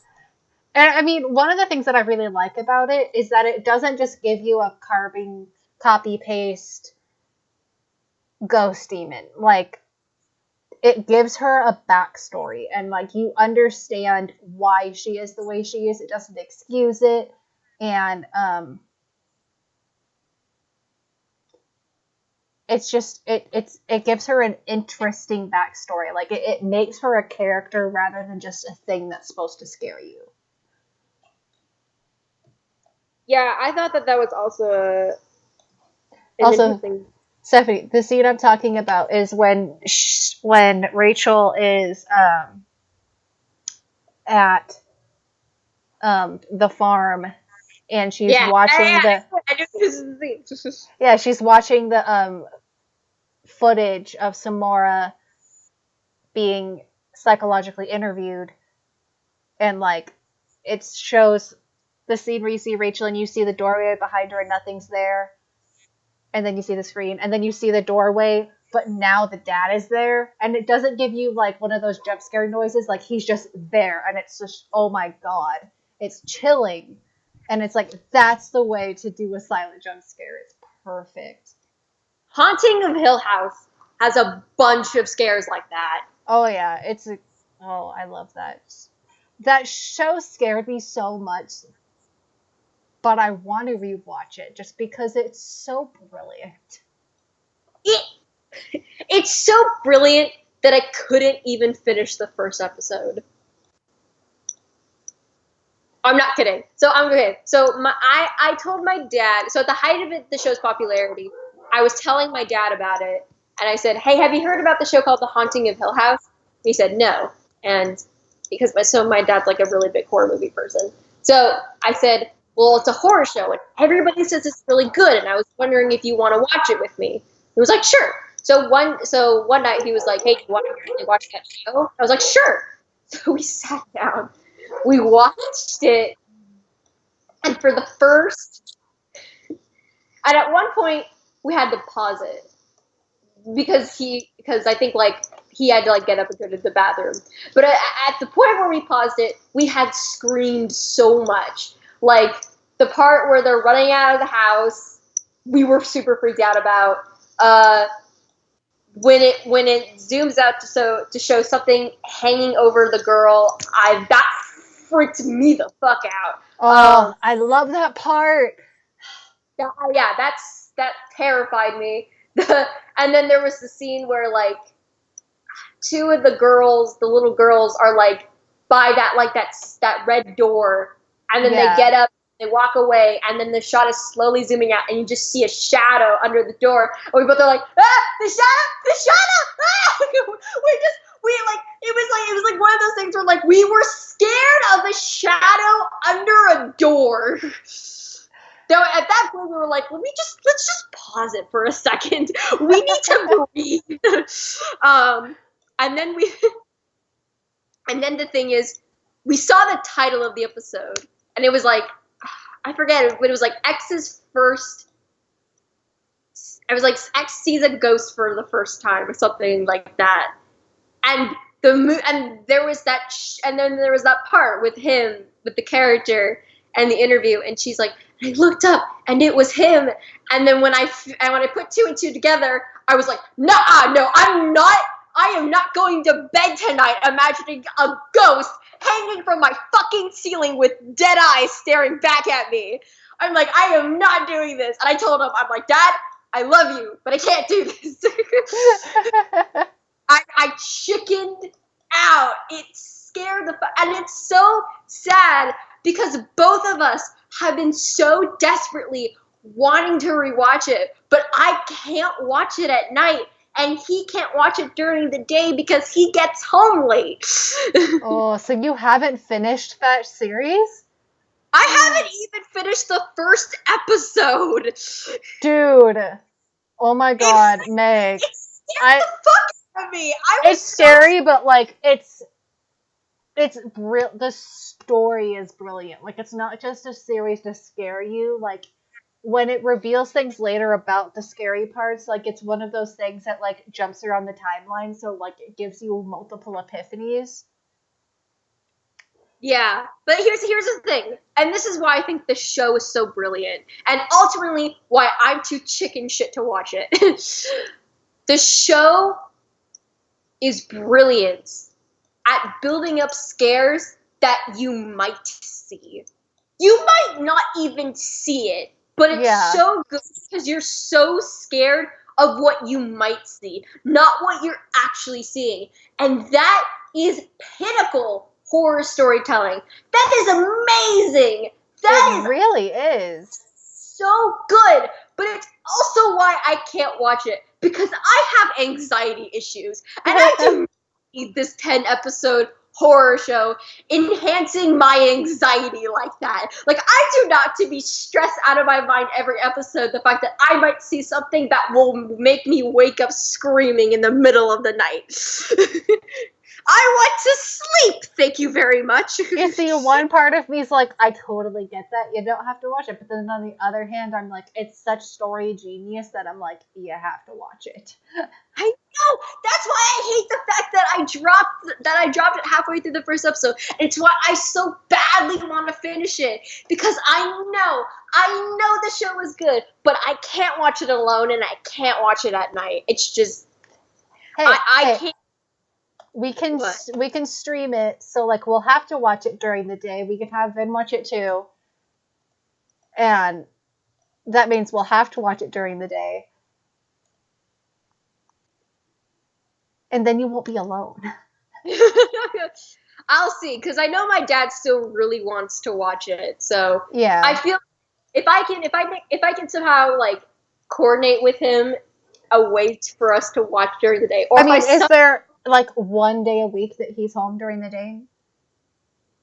No, but I feel like I don't know. I feel like if I could somehow if I can negotiate with him, and I'm like, fine, but we can only watch it if all the lights are on in the house.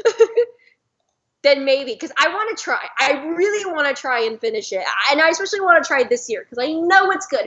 Everybody tells me it's good, though. Everybody does say that the last episode is like nobody's actually said the last episode's amazing. I've either heard it's okay or it sucks. So we'll see where that goes. But everybody says that the rest of the show is pretty great, and like episode 5 is where it gets really good. I know everybody says episode 5 is really good, and I know there's some sort of twist. I don't really know what it is. It's just the fact that everybody says like there's this twist and it's amazing, and people have vaguely talked about the twist enough to a point where like maybe I know what it is, but I still don't know, if that makes sense. Yeah. I mean, yeah. I don't think I need to add anything onto that, because like I don't want to give anything away, but yeah. It's just, I love it. I'm surprised Vin hasn't watched it. Vin likes horror, but he also, like, kind of like you, that he has anxiety. And yeah, sometimes like he can't watch things because like it'll freak him out and he gets inside his own head too much, but so that's why. Yeah. And See, and it's he just sorry. hasn't watched movies in general lately, so that's also why. I don't think he'd heard of it until and if things get too much hype, he has a problem getting into them.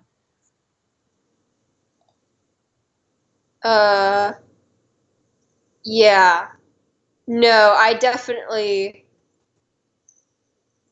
definitely agree because I'm definitely like that. I love horror, but there are some things I physically cannot handle because I will get too much in my own head. I'll see too much shit at night and I'll get freaked out too much. And it's at a point where it's like, I want to watch it because the storyteller in me knows it's good, but I can't watch it because the chicken in me will literally die. Yeah. Oh shit. Okay. No. This is fine. I know what to do. This is fine.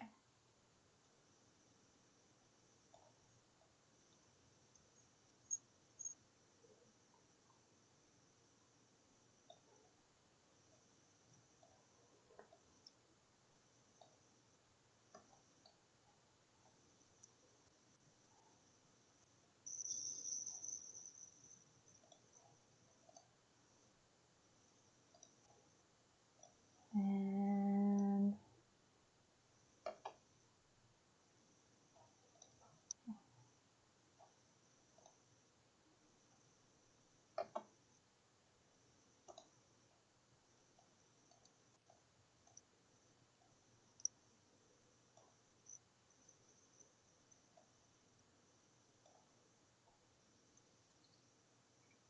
See, now I'm at a point where I've talked so much I've exhausted myself. okay, I was quiet too because I was focused on um making this scene.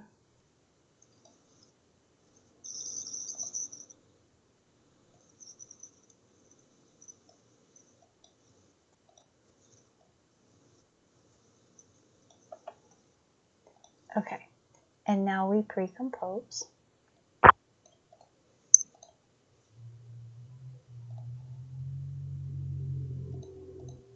And I need to zoom out for this.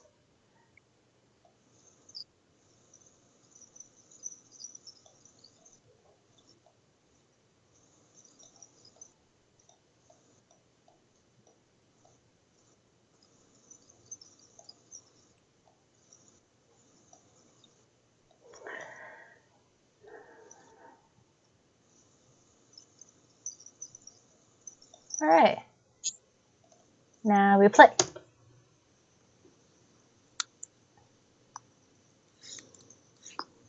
Let me see. I was on another tab.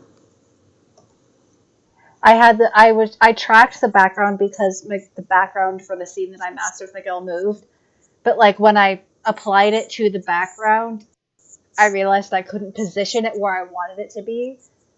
But I had a trick that I fixed it. Oh, don't go away, screen. Come back to me. Don't crash. Don't crash. The words of every editor. Okay, I think I scared everybody off because I haven't seen anybody.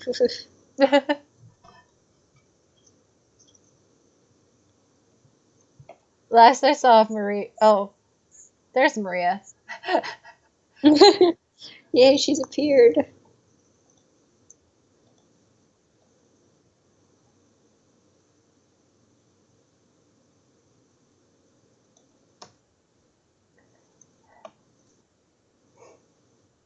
Oh, you're editing Thumbelina and Anya and Kaylee. What are you editing?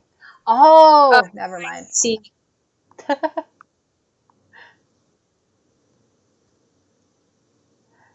How hey, long until um the Demigod's Trials, the finale will be posted? Because like I want to see it. gotta wait until Sophie and Mari finished their rounds whenever that happens. I want to see it. I've been dying to see it.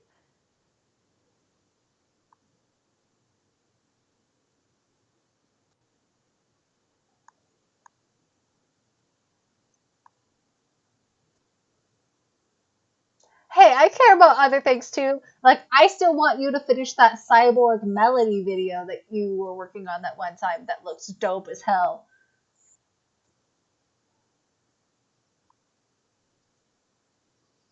Yeah, I wonder whatever happened to that. That looked like it was coming out really good. Maria.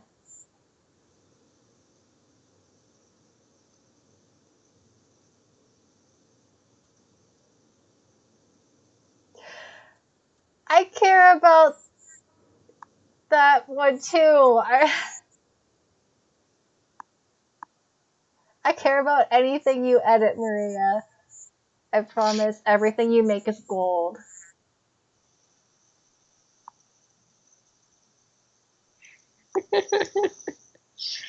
People know no patience. I had to deal a lot with that in the final round of the Trader Within Us. Where is it? Where's the final entry? Where is it? And we're like, we're working on it. I'm sorry.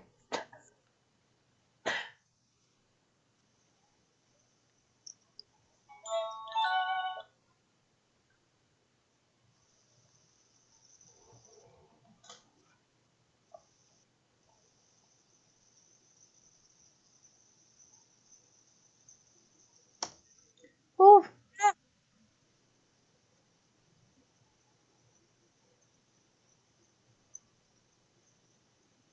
Excuse me? No. No. Yes, you have. You made Melody into a cyborg. You do not get to say your editing isn't good. I'm not involved.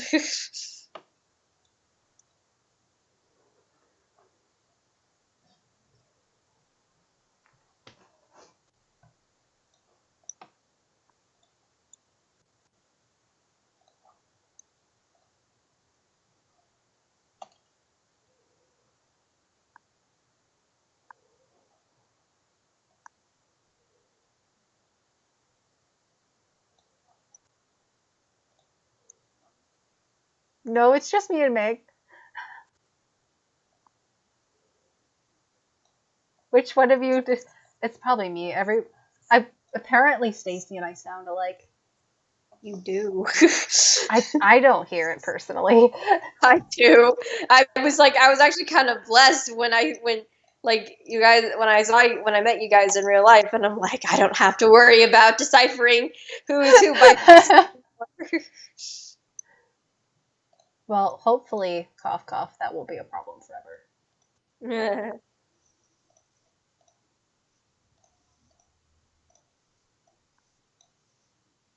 Hey, Stacy. Speaking of Stacy, look who has come about. she's been summoned. We have summoned Satan herself.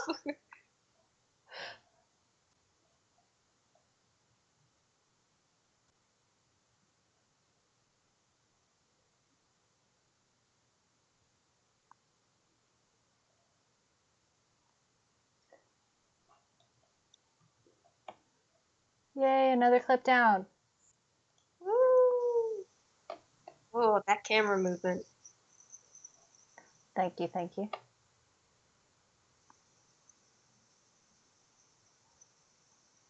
Motion track has blessed me. I still have yet to really figure it out. Every time I do it, it never works out. Always looks bad. Sometimes it works, sometimes it doesn't. It all depends on how defined the like this scene has a lot of good points to capture. It has to have good like things to like sharp defined dots or edges to like cling onto for it to tell what's moving.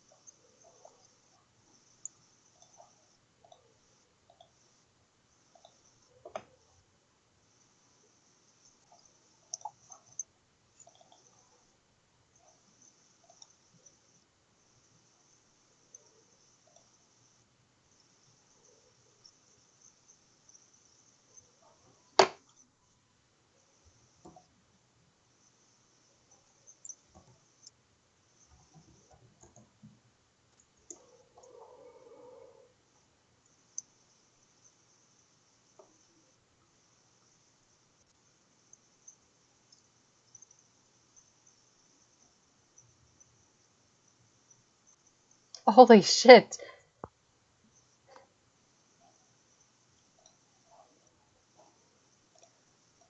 Oh my god! What's the manip?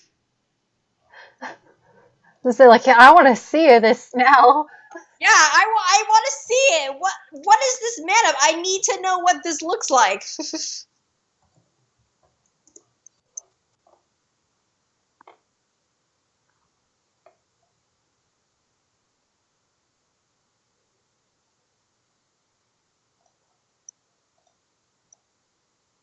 Oh, also, Meg, is it clear what's going on with the story by just watching it? I'd say so. Like that he's becoming mortal? I'm hoping it is. I see it more as like he's passing the torch down to Which someone else to be the next sun god. which is essentially what's happening. You could see Yeah, it as that as long as too. I feel like as long as you get that, it's fine. Yeah. I mean, I'm hoping that it'll be kind of obvious that with like the hug that how Jim hugs him and everything, and like Jim's there, that like it's Hold on. There's somebody at my door. One sec. okay.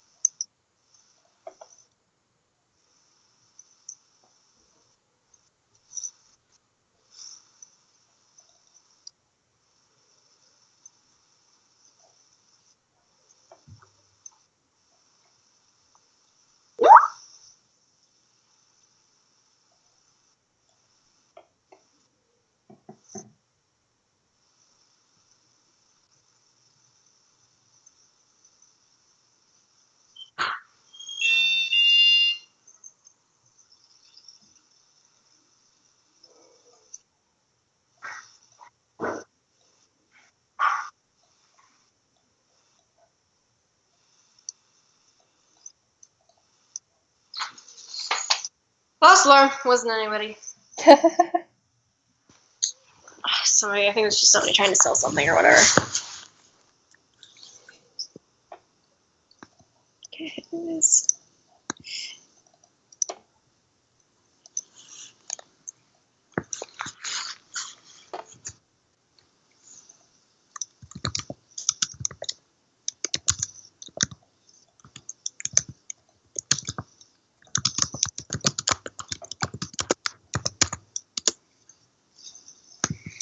But I still want to see it, Stacy.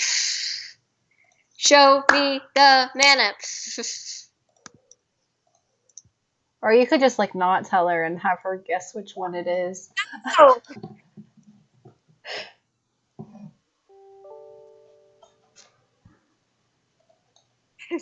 3 days.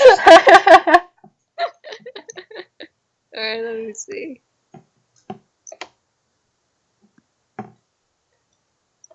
Whoops.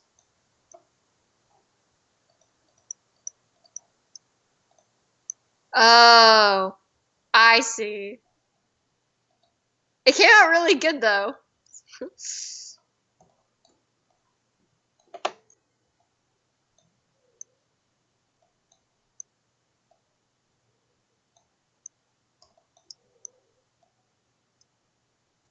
I love the camera. I love the added camera movement. Adds so much to it. It looks super good. I love it, Stacy. I will look at it soon.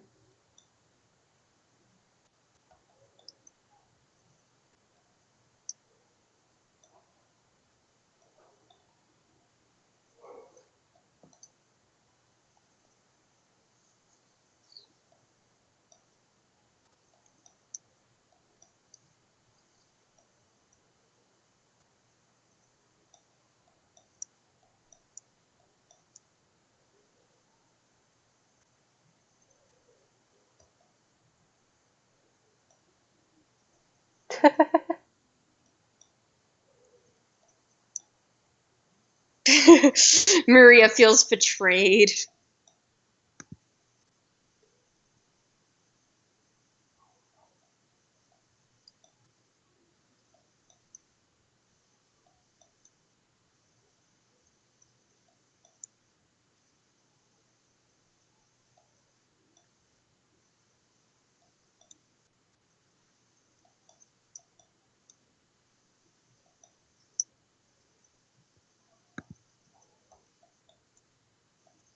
What? File cannot be found. Uh-oh. Like how Stacy's just kind of paced out and Maria's over here like, what the fuck?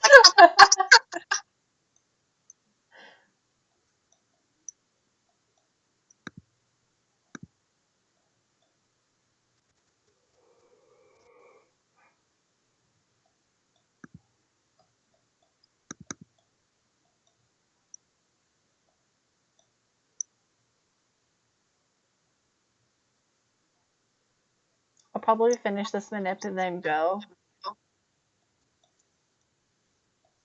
I'm getting hungry.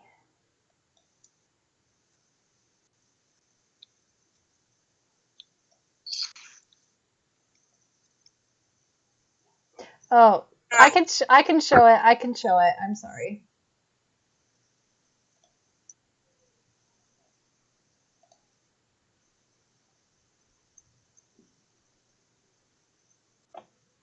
Download.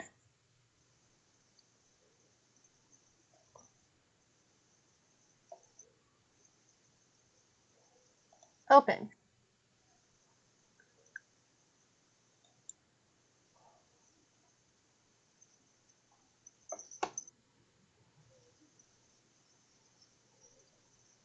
Is it doing it? Okay, there it is.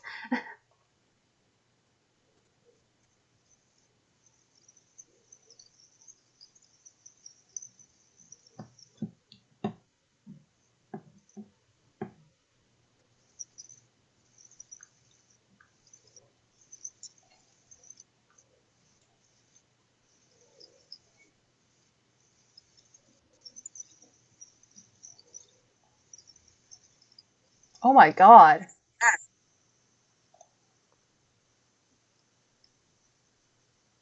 Whoa, it's so pretty. I can see why that took you so long though. Like 3 characters for 5 seconds. Like holy shit. You got And especially, Dimitri's little hairs though. especially since none of those characters are easy to mask in this life. Yeah. It's so smooth. There's like no chattering. I'm so proud. It's so good.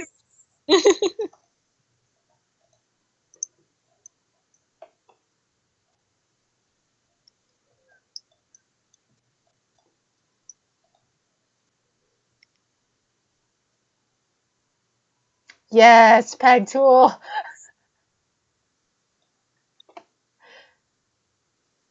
No wonder it took you 3 days.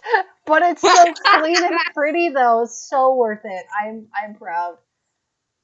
I'm happy.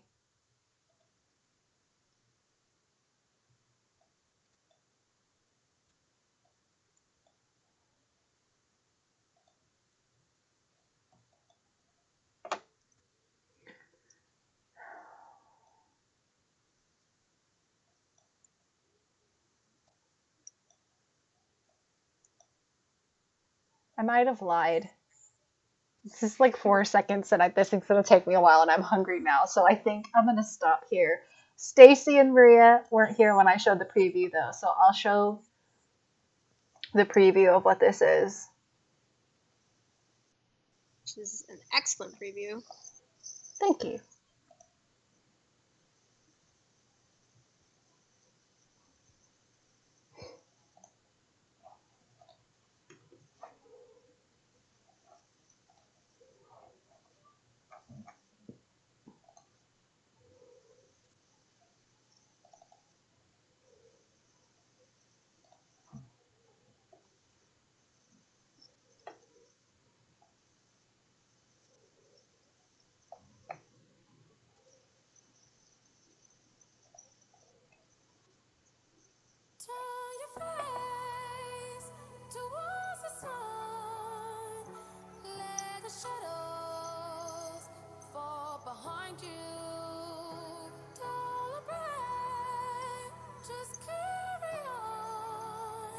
No audio.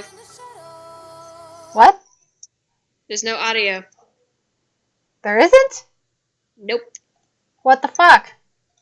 You turned down desktop audio when I came on. I did? Yes, you did.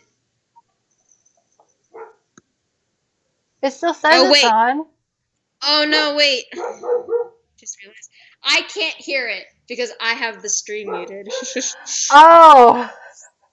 I, I forgot that. I'm sorry. That was my bad. okay. Sorry. They do say it's quiet though. Oh.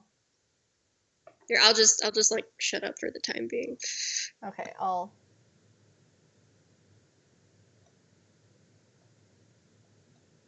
Okay, the desktop audio is all the way up.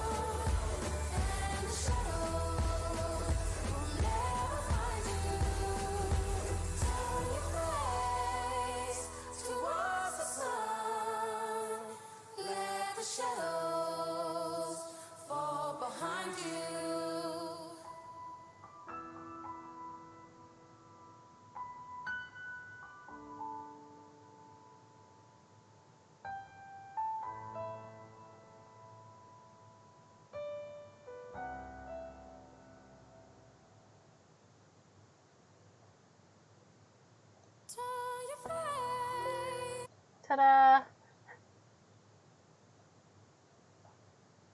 That's it. Yep. Miguel denounces his sun god position, and then Kita takes his place, and she becomes the sun god. I just liked how it's just like a really cute, simple story, but it's still so epic in so many ways. Thank you.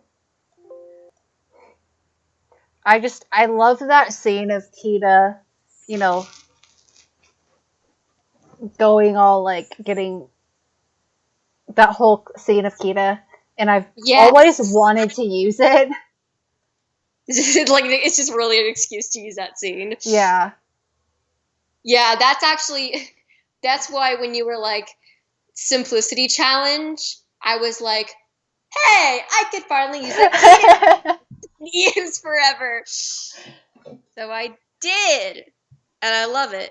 I love that video. You did a good job. Thank you.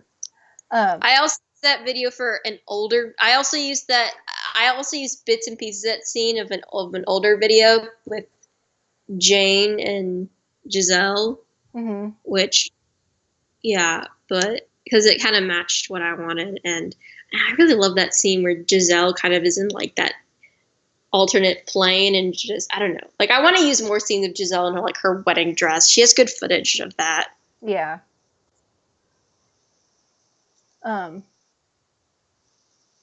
Jim dating Sun God, he moving up in the world. He is. See, I imagine there being this big backstory with this of like, I mean, as cliche as it sounds, forbidden love, but like, because Miguel's literally a god, and like, I imagine like maybe he had like a limited time amount on Earth, but he can't permanently be on Earth without denouncing his role as the sun.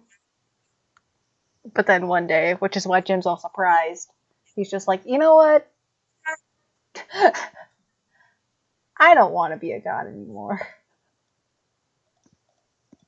Or maybe one day it's just like he was naturally supposed to pass the torch anyway. My God, I just realized you finally gave Jigel a happy ending. I did. You did! I'm so proud of you! I don't know how I feel about, like, I'm excited, but, like, I made something happy that it doesn't feel right.